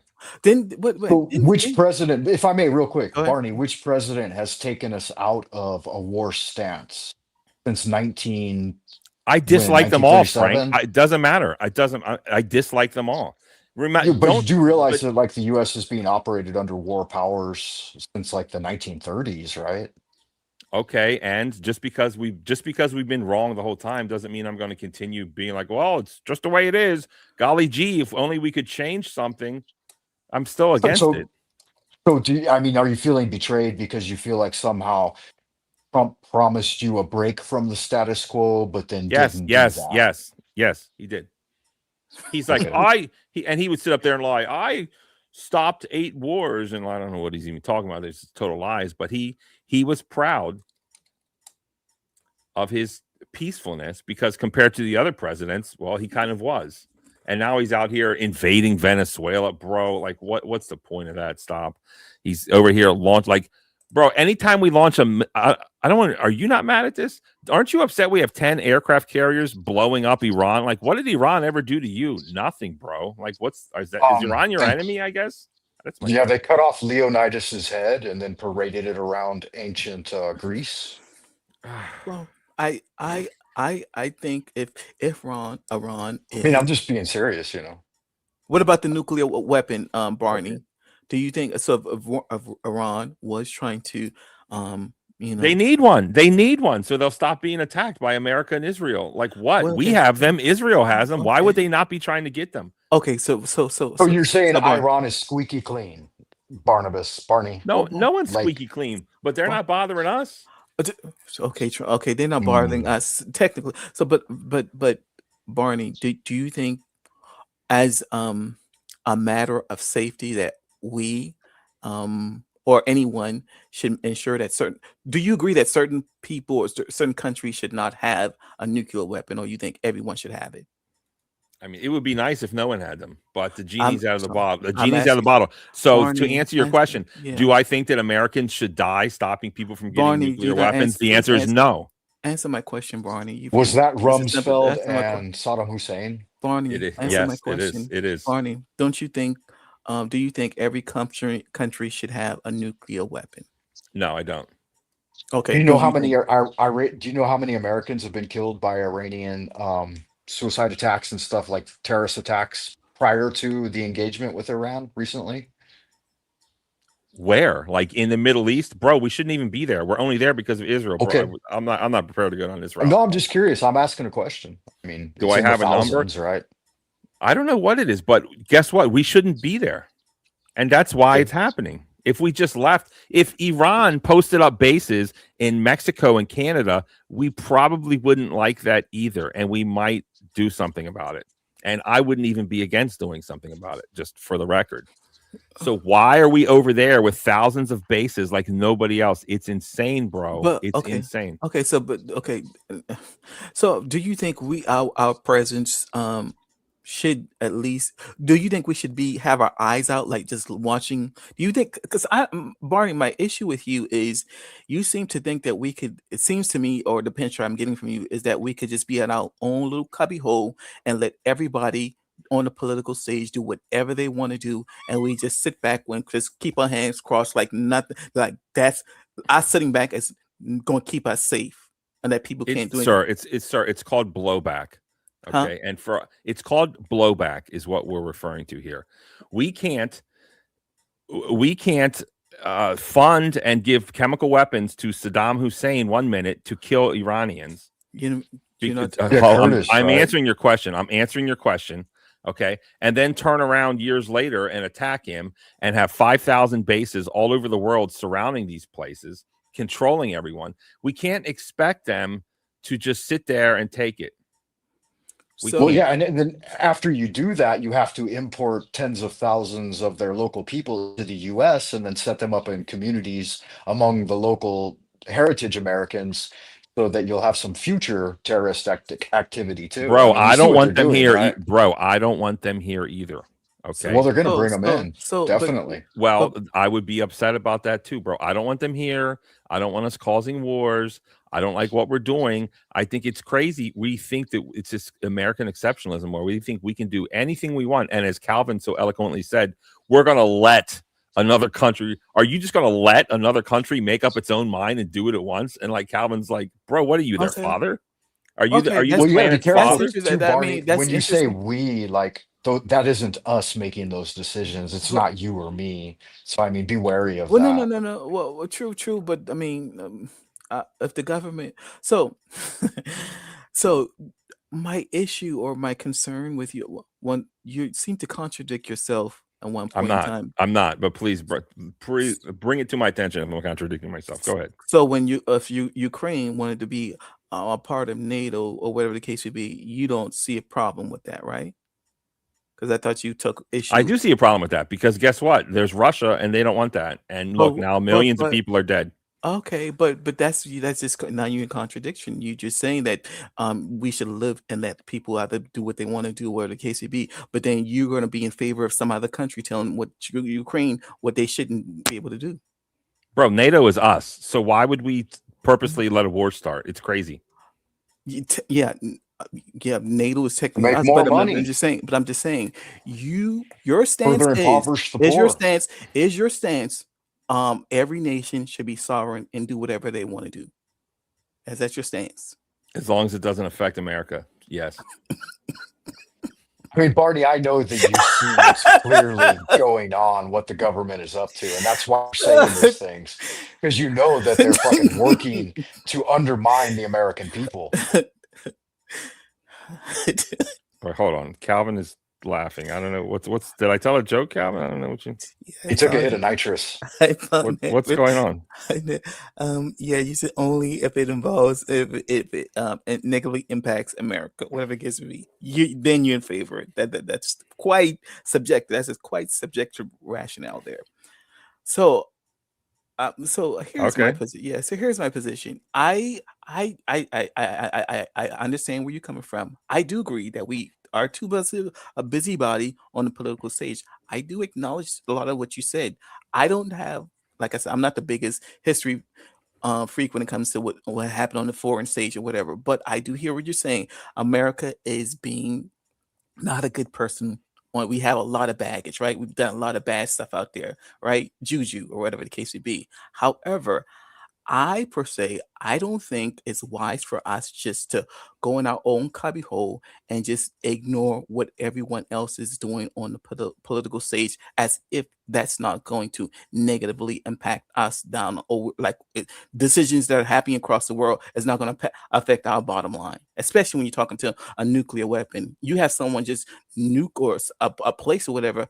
That's, I mean, that's Okay.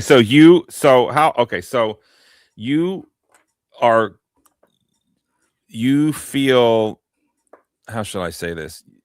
It's justifiable to blow up and kill and drop fire on top of Iranians so they don't no. get a nuclear weapon. I'm asking you, what is your position? What's your position? Okay, so Is it okay to drop bombs on Iranian people's heads if they're trying to build a nuclear bomb? What is your answer? The strike that they did that went in, I think 8 months ago, whatever. I am totally in agreement with that.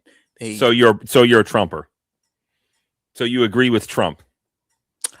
If what they're saying is truthful, that Iran at this point in time, my impression, now that I'm having a lot more, seeing a lot more, seeing the mentality of Iran, I don't think these people deserve, should get a nuclear weapon because they hold the whole world hostage, just like they're doing And they seem to portray them that way, Barney. I mean, like, I haven't been there. I don't know, but they do portray the Iranians as like being like if you're gay, they'll put you to death. They're anti-Christian. They put to death a lot of Christians. Like there's a lot of genocide Whoa, within whoa, the whoa, whoa, country. whoa, whoa, whoa, whoa, whoa, whoa, whoa, whoa, He's went whoa, whoa, left. whoa, whoa. He went Wait, left. they're wait, bro. Did you just say No, that that's how they're portrayed. I said that's how they're portrayed. Oh, portrayed? Okay, in the mainstream media. That's what they're I've not been feeding hearing. Christians to the lions like the Romans allegedly did. Are they? We're not Supposedly saying they that. are. Yes. You Oh. haven't heard that? Am I alone in this? I've heard a lot of things, but I don't agree with any of it. I think it's all lies. Here we go. Let's look at apparently Iran is like the worst thing ever. So let's look at what they're doing according to YouTube. Wow, what a horrible place. Let's blow it up. You know, North Korea has videos like this too, right? Sure. And I don't think North Korea is as bad as they say it is. Is that wrong of me? It's pretty bad. I'm right on the border. And the general sentiment Okay. is that I mean, I'm on the border of it's Canada, it's a but I'm not hell on going to. earth. I'm on the border of Mexico, but you know what? I haven't been there for a while. Don't so I dox don't know. yourself. Don't dox yourself. I mean, do we think this is fake? Do we think this is not real? Is this a how do you call looks it? nice. Excuse me. Is this a Potemkin village? Are we familiar with this term? Might be. I don't know. So I think showing this is not really addressing the issue. Of course, There's a Lexus in the snow in Iran. Should we blow this up? There's a Peugeot car. no, it's not. It's not. So, like I said, I agree with if they were in the process of building a nuclear weapon, things of that Mhm. nature. Then we should blow them up. Listen what I said. Listen what I said.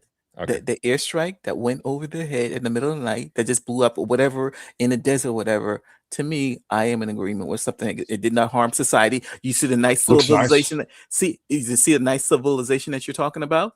That was not touched. The people weren't harmed and things of that nature. So something like that, I would be in agreement with. But with this, like you said, the current war that's happening right now, whatever, I'm not in agreement with it. Okay, so let me just summarize. You're okay with blowing up soldiers, engineers, Okay. and factory workers as long as Okay. it's in the nighttime if Trump says it's a good idea. No, that's not what Because I you don't said. want them to have a nuclear weapon. Well, guess what? Israel has a nuclear weapon. Should we blow them up in the middle of the night, but only the men and only engineers and scientists? Barney, Should we? Barney. No, a serious question. Should we No, blow up that's them? Not serious, that's not a serious It question. is a serious question because it's not. they are the most warmongering country I've seen. Okay, And if but, anyone I didn't want to have a nuke, it would be them, bro. So is Israel threatening to nuke anyone? And is Israel right now? Right now, you say everyone say they has nuke. Is Israel threatening to nuke Iran if they don't do something, or are they using whatever missiles or whatever they have? Are they blowing? Are they nuking their neighbors? Is that because Isn't it the WMD argument all over again? I don't know what that means. Which is weapons of mass destruction or weapons of mass deception. Well, That's why we went to a war in Iraq. I think everyone is pretty much in agreement. Yeah, that's what I'm asking, right? That's Isn't it what the we're same trying. We're argument? trying to teach Cal. Yes, it is. We're trying to. I don't know if Calvin knows that. What? I mean, what? So we went to war with Iraq, Desert yeah. Storm, and Yeah, then we yeah. went with Of the other course, one, of course. Enduring Freedom, Of whatever course. it's Desert called. Shield. Of course. Desert Shield. What is And, that they're making? Sorry to get distracted. Go ahead. Yeah, it Calvin looks like sounds a pretty weapon young. of looks like a weapon of mass destruction. Let's blow it up, but only in the nighttime and only the men. Mid-20s, Calvin. That's my guess. Mid-20s. Is that like taco? I mean, is that something? Go ahead. Is Sorry, guys, Iran like- is Iran saying that we should blow up other countries? Like they're not. That's a flatbread called naan. So when from my understanding, Barney, when Yes, a sir. nation has a nuclear weapon, it's like I can't say it's like one of the highest form weapon, and from my understanding that our Allegedly. government. Well, okay. I mean, it does some serious damage, especially biologically, right? We don't. I think everyone's pretty much in agreement that we don't ever want that to be, I guess, any place to get bombed because of the cleanup and things of that nature that would be involved. Are we in agreement there? Are we in agreement there that Yeah, nobody wants to get nuked. Yeah. Yeah, because that just to the life form, human life form on the planet would just be, out of whack. But having said that, um, you made me forget my point now. Okay, I That's forgot fine. my point. I wanted to show you some of these. I found a great example of how they are oppressing the women in Iran. Like there's one. Oh, Looks she looks so nice. oppressed with her daughter in her face. That showing. looks a lot like It looks like actually. China It's these days. it looks better than where I live, sir. Like okay, here we go. Well, no, I was Look going to at say it these. looks like Oh China. no, We have very look at similar this one. situation. Look at this. Similar what? Just nice and clean. I was just saying that we have a very similar situation in China. Look at this woman. No scarf, no hijab, no nothing. These women do not look oppressed to me. They're just living life. Look, just like anyone else. They just look like regular people So you said driving that around. They're fat, just like Americans. Look at them. Look, Okay. they're pretty. Look how pretty she is. Look at this guy. He's got his man purse. It's looking good. Here we go. Look, we got young love over here. Is this a mom telling her son what to do? Bro, they're just like us. Okay. These people are just like us, except maybe they pray 5 times a day compared to our I don't- one or whatever. Okay. I don't think these people are any more of a threat than anyone else. And look at this But guy. you're that's He's looking very, very farcy. Grabbing But balls. Go ahead. Yeah. but Yep. but I don't think that's the picture that you're painting right now. Yeah, of course, the people aren't the threat. I think they're saying that the government, the regime that's in place, is a threat. I don't even like that term regime, bro. Like this is who they have this, Elect- they fought. That's the They government. fought. They fought in 1979. They spilled blood, and this is Okay. what they wanted, and this is what Okay. they got, and it looks So let me ask pretty you good. this. So let me ask you this. I know you say you've been out of the mix for a second. You've heard Mhm. about the how many 10,000, 14,000 people that they slaughtered, protesters that they slaughtered, right? Something like that. Allegedly, I don't know. I don't believe that. Quite frankly, Oh, this is just okay. more propaganda Okay. for Okay. us to. Okay. Oh, look, these people are being slaughtered, so Okay. let's just blow up a bunch of people, bro. I don't even believe it. I don't even believe it. Okay. And if Barney, and if there is a bunch Barney, of people, excuse me, Barney. that it's otherwise known as a civil war. Maybe there is a civil war going on, but I'm not going to get Yeah, involved you're in right, the damn Barney. civil war. It's I agree a with civil you. war. You know how many There people shouldn't died in the be American US Civil War? involvement. 500,000. Right. 500,000 died in the American Civil War. So I don't know what's going on over there. Slaughter them. If there was an uprising in America, we would get slaughtered too. So why not hold them to the same standard? Look, dude wants to play No. guitar. They're playing guitar. Let's hear it. No.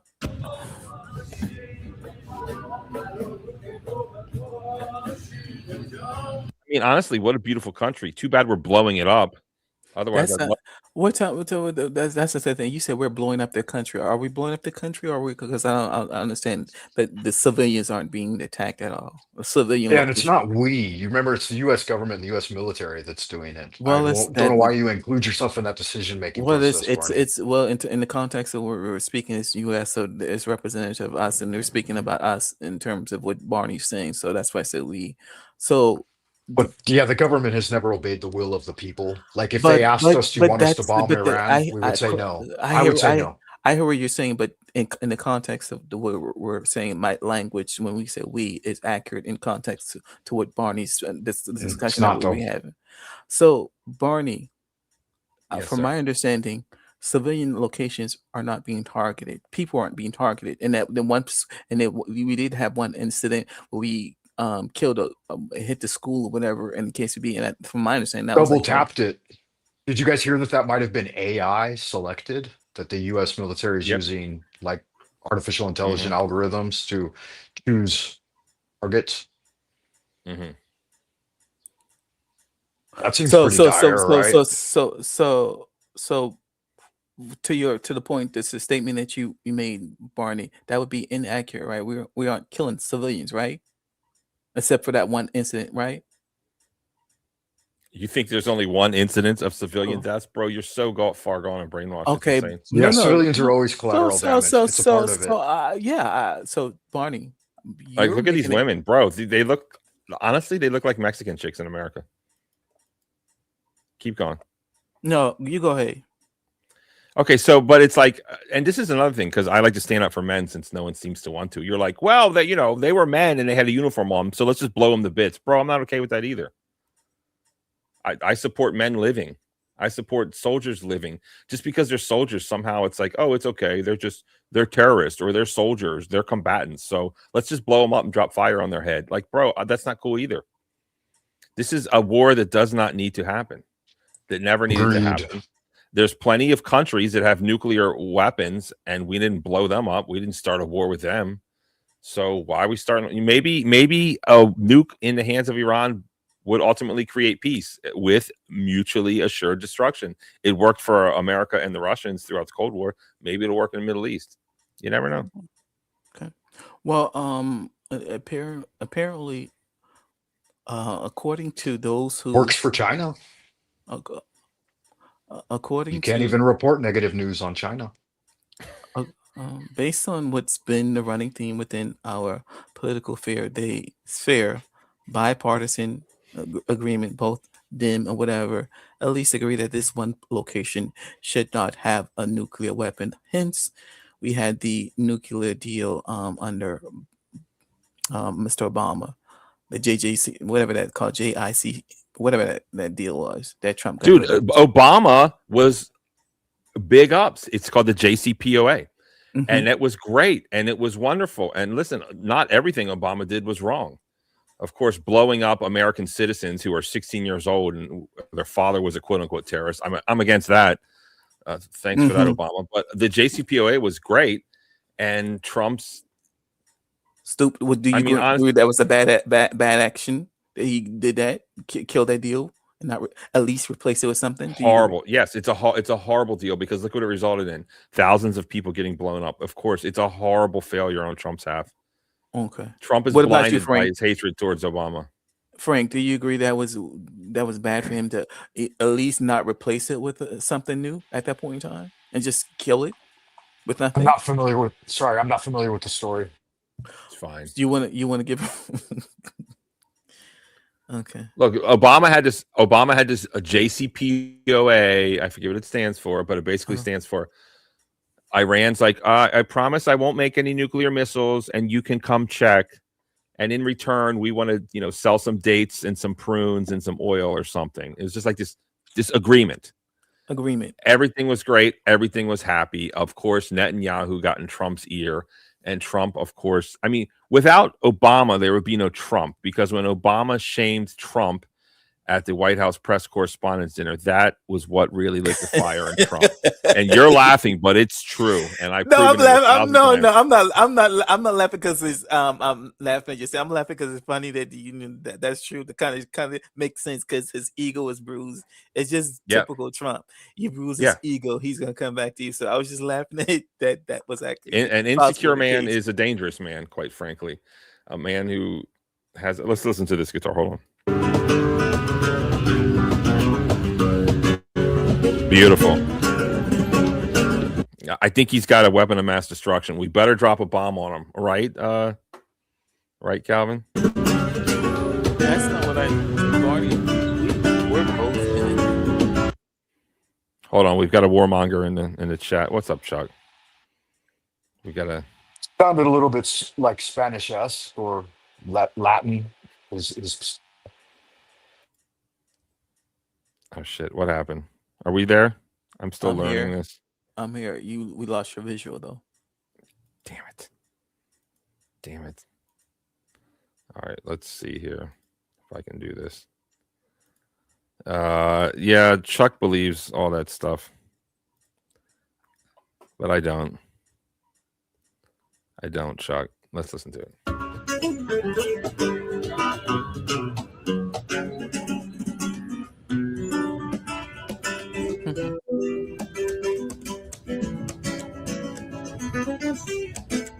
I wish I could play like that.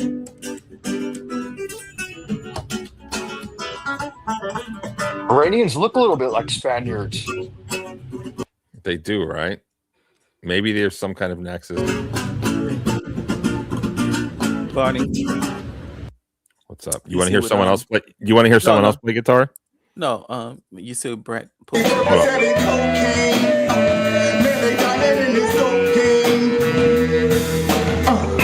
That's you, Barney.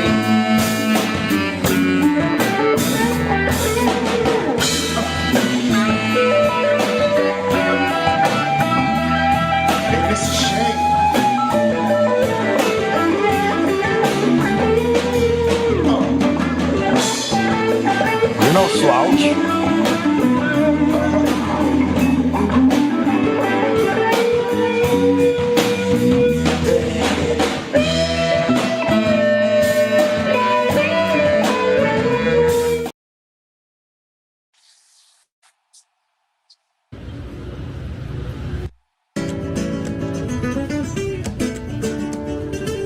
I think you're muted, Barney. Oh, hello. Can you hear me? Yeah, you're no slouch, man. That was good guitar work. I like that. No, yeah, I appreciate it. I was just saying, like, wouldn't it be nice to play every kind of guitar like this too? Is he Without playing having to a learn. classic or an acoustic? Is that just acoustic, or it would be considered a classic guitar? You know, I don't know. Not super familiar. I don't know what this. I mean, I guess it's what, nylon strings. Yeah, it looks like a classical guitar, right? I'm not sure the difference. The acoustics like have an- thicker, like hard strings. The classics have like nylon strings, right? They're softer on the fingers. Yeah, no, it looks like a nylon string then. All right, so So, did I Barney, answer all your questions, Calvin? I have one. You didn't answer all mine. How Yeah. long have you been a guitarist, Barney? Long time. Yeah. Do you want to hear some more? I'm not in a band right Yeah, now. look- Here. Like,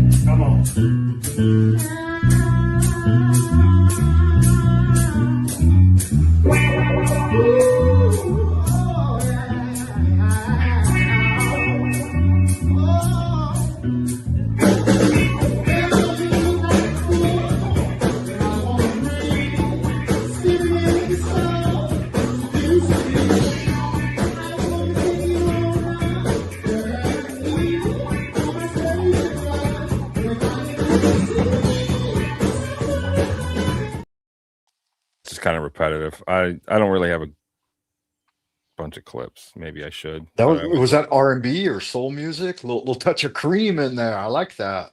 something. You're in Baltimore, right? Yep. Good magic, man. I can appreciate it. First time I've been on your show, Barney. Thanks for having me up. I'm appreciating the conversations with you and Calvin here. I kind of stepped in late. I was over in Talcadia for a while. It's a good place to be. No, I appreciate it, my dude. Thank you so much. You're always welcome here, Frank. I appreciate it. Thank you, Barney. And good to meet you, Calvin. You sound like a young man, and you know a lot more about politics than I do. Well, I try, but I think Barney clearly knows a lot more than we do. Well, nice to meet. Yeah, Nice I've to talk never- with you. Go ahead. Yeah. I've never had an interest myself. My dad was big into politics when I was a kid, but he always told me to stay out of the military and stay out of politics, and so I took his advice. What brought you into politics, Frank? I'm curious. 'Cause I'm not in it. No, I have little to no interest, but I have interest in talking to people and learning more. So okay. over time, I might develop a better understanding. And I think me and you fall in the same boat. I too had no particular interest in politics. I think Trump's presidency woke a lot of us up, and we found ourselves trying to learn and understand what's going on. Which is why a person like Barney has clearly a lot more history in what's been going on in the world than a lot of us do, and we're just trying to, I guess, make way of what's going on. So I think I did. Yeah, it seems like Trump's been running for president since like the 1980s. I don't know. He has.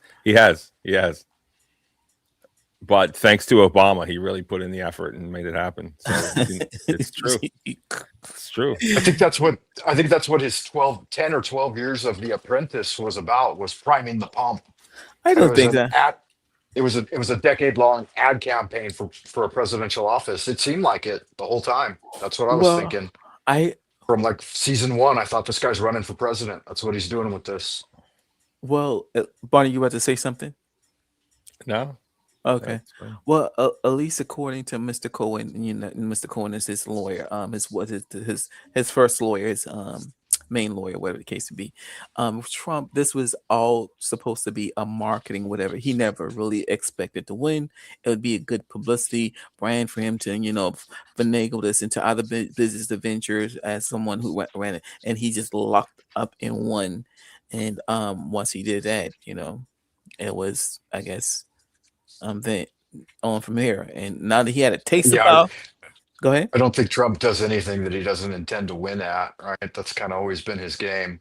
But okay, I know you're about to go, but at least according to Mr. Cohen, somewhere insider, and I think he was saying that they even weren't prepared. They didn't have the cabinet or whatever, and once it did, like his taxes. Like for example, he said he never planned. The reason why he never planned to release his taxes because he never planned to win or expected to win. So that's why he was just gonna say I'll release him. But when he lost, whatever the case may be, that's when he really had to know to do that. Now, being a Trump as a narcissist or whatever, of course, he has to play the role in terms of I didn't win such a. He's given different reasons why he didn't win, but in all actuality, they weren't expecting to win the race, according to Cohen. Well, I once again, Calvin, I don't know what's going on in the world, but I agree with you in that I don't think Trump thought he would win. Ultimately, he thought running for president would get him more clout and business and ultimately money and power. So by that measure, it would be a win, but everyone was surprised that he won. And no one even thought he was a serious candidate. And now look, he's been around for what, like 12 years or 16 years or something, like over 10 years. It's been Trump has been. His net worth went from 30 billion to 80 billion. So he's definitely winning. Yeah, he's winning something, but yeah, it's an interesting time. So why don't we let's pivot, I guess, since it's just kind of a grab bag. I was gonna what should we talk about? Do you want to talk about the guy on the bridge, Calvin? I'd love to hear your thoughts. I'm not sure what you're talking about. Break down the story. There is a man. Oh, you're the guy on the overhang or whatever in Chicago? in DC. Well, he's not there now. Okay. But he's let's share this here.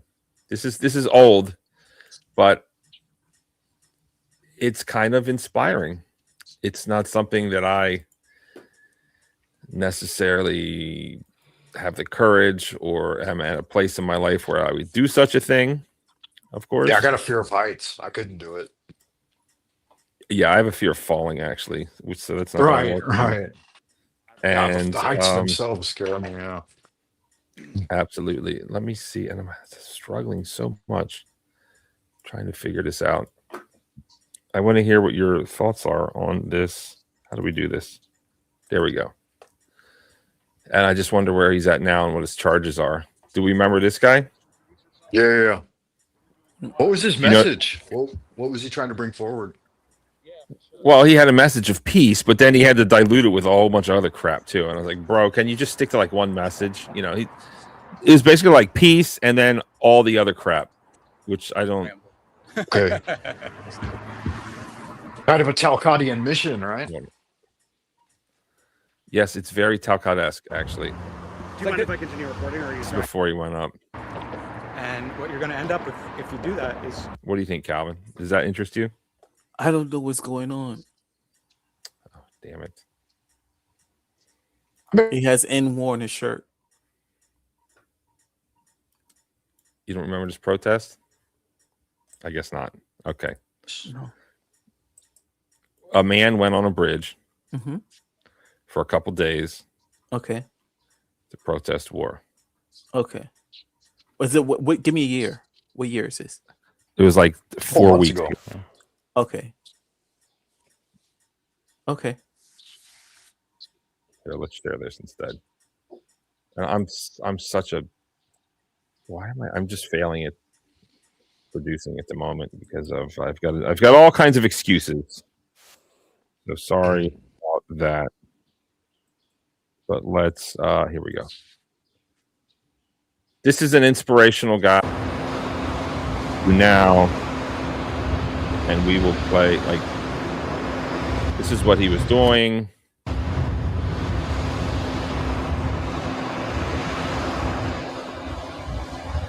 is not really having the impact I'd hoped for. Here we go.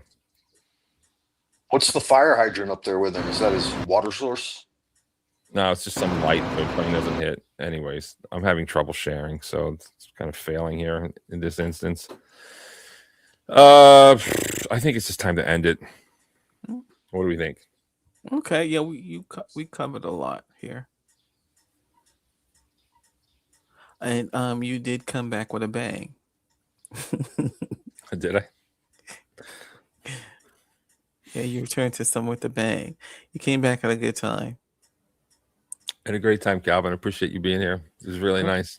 No problem. I will check you out. Catch you next time you hit the live button. Yeah. Oh, let's look what let's talk about me, my favorite subject. Music. No, I am my favorite subject. Does that make sense? Uh-huh. My favorite subject is Barnabas. This Is that person, funny? no, I just read this somebody in the super chat, not super chat, someone in the chat section. I'm Yeah, give us the demonetized. spiel, Barney. I don't know that much about you. What are you going to show us? Yeah, I'm waiting. I'm just going to go to my Twitter. I had a show and I was trying, and then like a bunch of shit happened, and now I'm trying again. That's the spiel. Yeah, you stopped for a while, right? You took a break. Yeah. Here we Wait, go. you going live on Twitter? No, I'm not. But Twitter is great because go ahead. you can find interesting things on Twitter, and you know, my screen broke. So I have like this different screen, and it's just not working out for me. That's the problem. Hold on. So bear with me. Twitter is great because you can just find articles that you want to talk about, and then you just repost them. And then they're there, but you also find like cool stuff. So how do you find art? Because the search, I just hate Twitter's search engine. I just. Well, what are you interested in? Well, I mean, I guess. I mean, this is a family show, so be careful. Well, no. Well, I mean, it's just like if I go to Google and I say, Carmela did this, blase, whatever. Please put some respect on her name. Can you say it, Kamala? I'm gonna have to focus. I have to focus because I was originally saying it the incorrect way, but I don't know why I keep putting the R on it. But yeah, I just don't like the search engine. But go ahead, what you're saying. Go ahead tell us about your Twitter experience. All right, here's something. In case you ever wondered, like, golly gee, what should I do? Should I be buried and take up all this space? Do I really want to be here? And then there's all that pressure. Who am I going to be buried next to?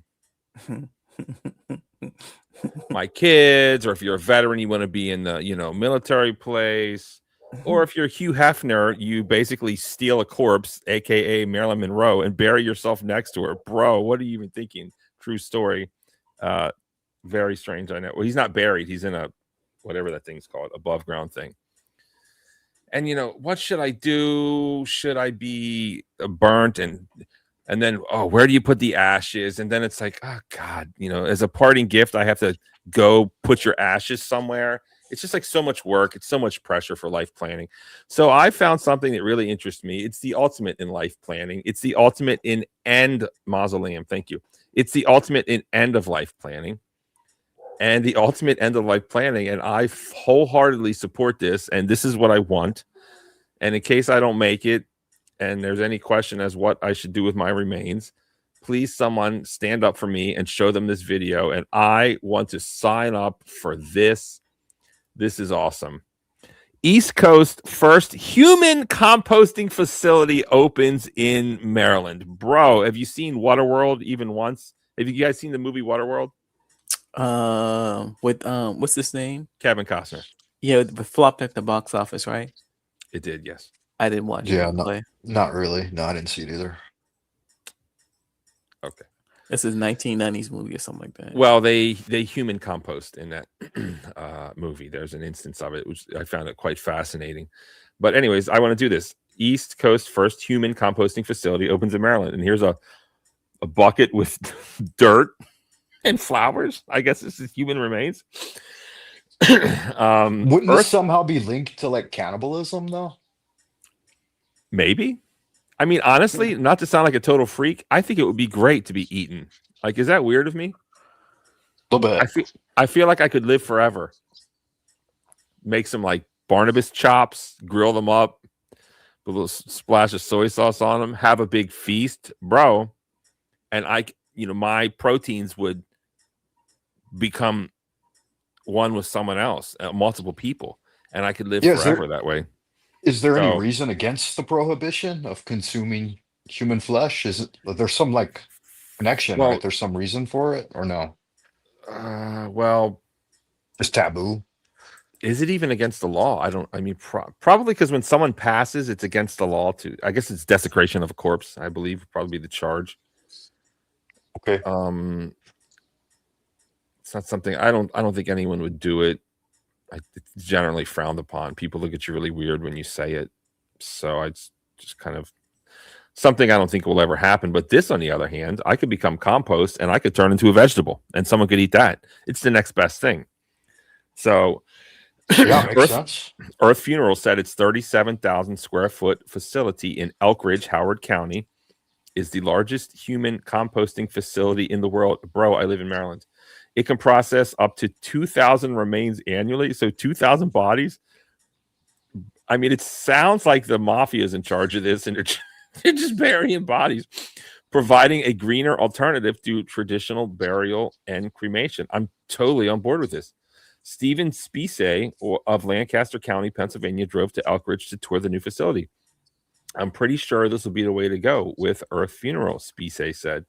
The visit wasn't just about planning for himself. Spicey also said to better understand the process his wife went through when she passed. Knowing her, I can't think of any other way she would have wanted than to this to happen.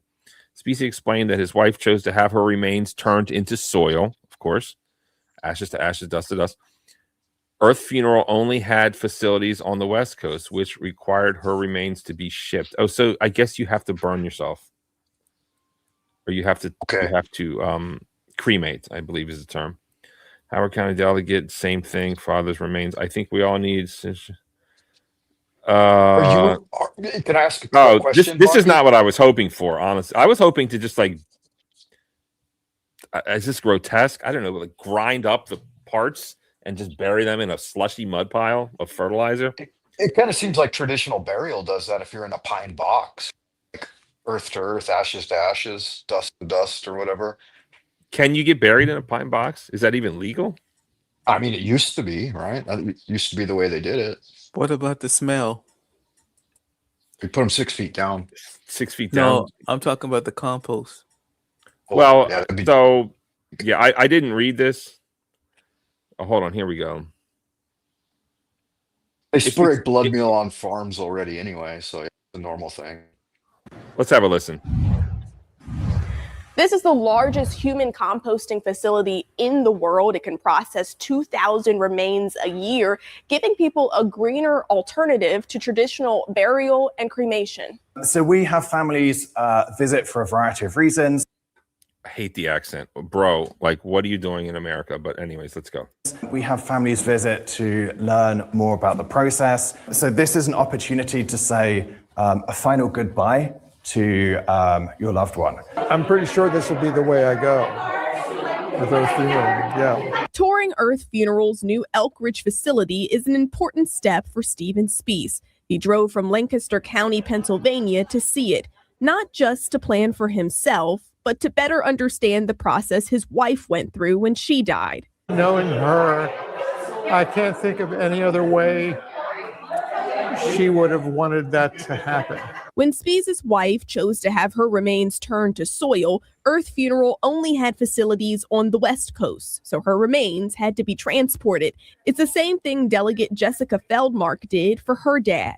I think we all feel really good about the decision, and it would have been a whole lot easier if we had something closer to home. But now, thanks to legislation passed by the Maryland legislature in 2024, Earth Funeral is open in Maryland, giving people a more environmentally friendly option for their remains. Existing funeral practice is not particularly great for the environment.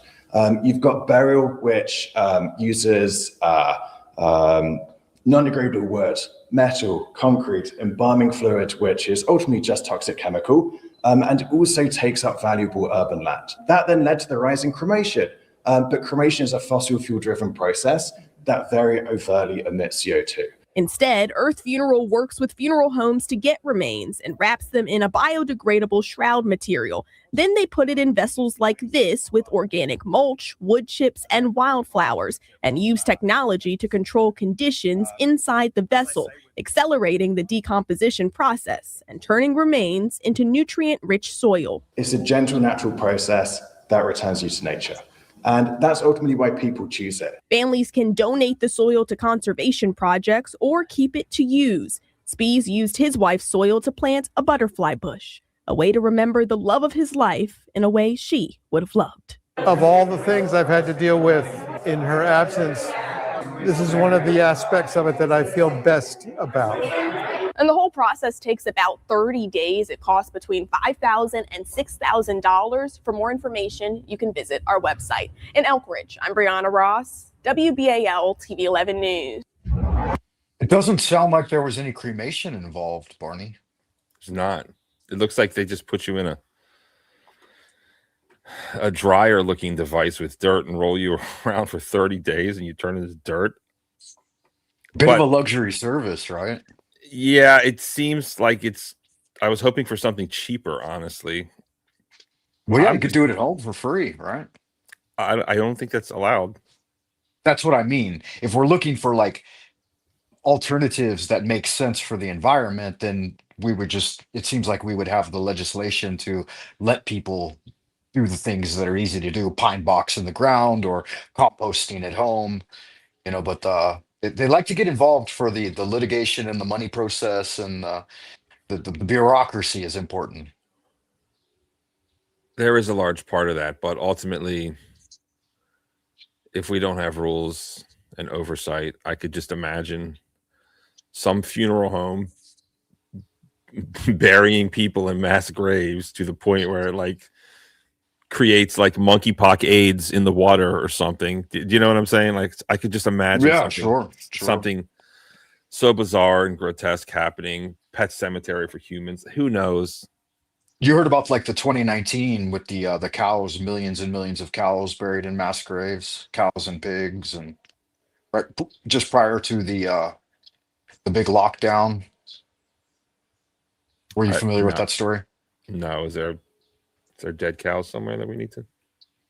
But yeah, they slaughtered millions and millions of cows and pigs and sheep and stuff in 2019 because there was overproduction of resources and they had to get rid of it.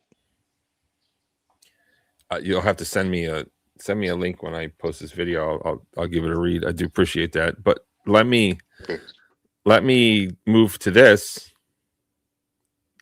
I think this is real. Robert F. Kennedy Jr. clears path for minors' use of tanning beds. Is this real? What do we think? My time seems to be somehow reputable, yeah. Doesn't sound like something he would be in favor of, since he's so in protection of children and the youth and their health and things of that nature. Maybe it's part of that. There's some type of light therapy they're coming out with nowadays. I've seen. That's what I was thinking. Folks in Alaska or areas where they don't get much sunlight, and maybe for health benefit reasons. Be my. Maybe it makes vitamin D. I don't know. Maybe there's more to this story. I found it amusing, and of course, I didn't even read it. But I just wanted to show that quickly.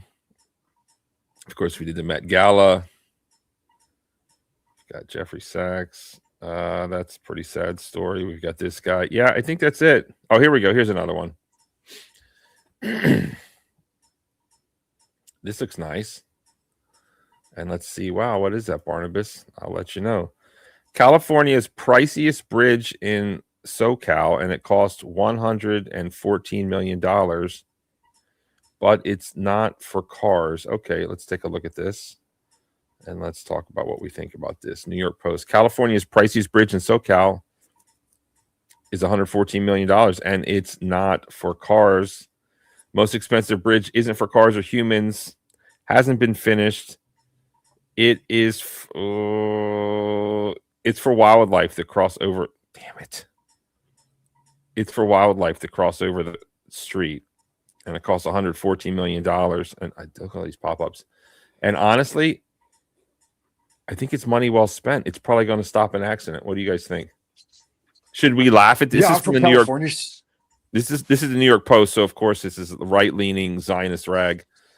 It's kind of bombastic. Well, I but- remember this. I remember this ideas and this drive. I'm from Southern California. I grew up in LA, and I was in San Diego for a long time.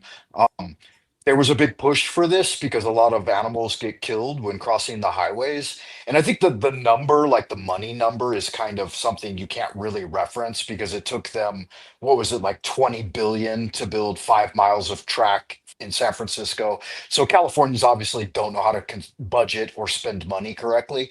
But I think the idea of providing like natural passages for the wildlife, I think it's super important. Yeah, I'm in full support of it. Calvin, thoughts? You're the big liberal on the panel. No, I think Be right this up your is alley. well, yeah, and I'm one that's highly protective, unconscious of the nature and its cohabitants, and I think this is a great move by them to protect the wildlife in this regards, and to ensure that as we are intruding on in their community, their spaces and things of that nature, that we are conscious that there is a wildlife behind around us, and that they should deserve some level of protection. So I like this. Yeah, I and just there's like been that. I just like that humans aren't getting into car accidents. That's really my main concern. So I'm for it. Yeah, it's 'Cause important. And there's a Go ahead. I was just gonna say there's been a big movement in China for like re-wildfication of the country because during their long history and stuff, like recently they had destroyed a lot of the natural environment in order to power their economic thing. And they've been replanting a lot of trees and re-wildlifing and trying to reintroduce animals back into the wild and stuff. And I think it's a very important part of human life that we have See, when you say that, it makes me think about how we let land developers operate here in America. I wonder if there's some type of I haven't researched or whatever, but is there some type of conservation crew that goes in and kind of harvest the animal? Because I was thinking about what about the squirrels and things that lived in the area, whatever the case may be, what happens to them as they're mowing down these grasses and things of that nature. So if I had $1 billion, that's one company I would create, something that would provide to conserve the animals as we're building and expanding our footprint on the globe. There it is. Save the squirrels. Calvin and the chipmunks. Thank you so much. All right. And on that note, I think that's it for you, Calvin. Or do you want to say something in closing? No, that's nothing else. Thanks for having me, and I'll see you around. See you around. Thank you so much. All right, Let me thank give you some nice applause before you go. Hold on. Okay. Don't leave yet. Okay, now go. Yeah, you fucking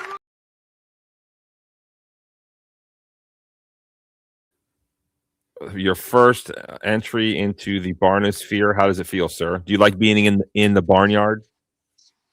Yeah, I enjoyed the time. I'm sorry I showed up late. Like I said, had been spending a little time with Jack. You know Jack, right? You guys are familiar with each other. Absolutely, of course. Yeah, you run a good, nice little show over here. I appreciate you welcoming me on, and I appreciate you getting me up to speed on some of the issues and tolerating me with a little bit of feedback and stuff like that. I think it'd be fun to if the opportunity presents itself and you're copacetic to it, then I'll definitely be back to say hello and spend time with you. I look forward to your triumphant return, sir. Thank you so much. Yeah, you fucking rule. Fucking rule. Yeah. There it is. Thank you very much to Calvin. Thank you very much to Frank, first timer. Thank you very much for all of the wonderful comments that I received. Thank you for my zillions of fans who watch me and support me through thick and thin and are always there for me. I certainly appreciate it. I have a lot of ideas for the channel. What actually comes into fruition is yet to be seen. But I am on the road to recovery in regards to getting monetized, and hopefully I can get my numbers up. I guess I need to work on producing better content. But if there's anything you can do to like, share, and subscribe, I certainly would appreciate it. And I'll probably do a lot more content that's, how shall we say, lowbrow, gossipy, because let's face it, gossiping is fun. Say what you want about me. And here's my thumbnail. I hope you like it. It didn't get strong reviews when I revealed it for the first time, but this is my general thumbnail that I will be using. I don't have a schedule, and I will be around. I want to wish Tulsi Gabbard and her husband a hopefully speedy recovery in anything that they do and she does. And I guess that's it. I think we're going to end it there. Peace and blessings to you all. And until we meet again.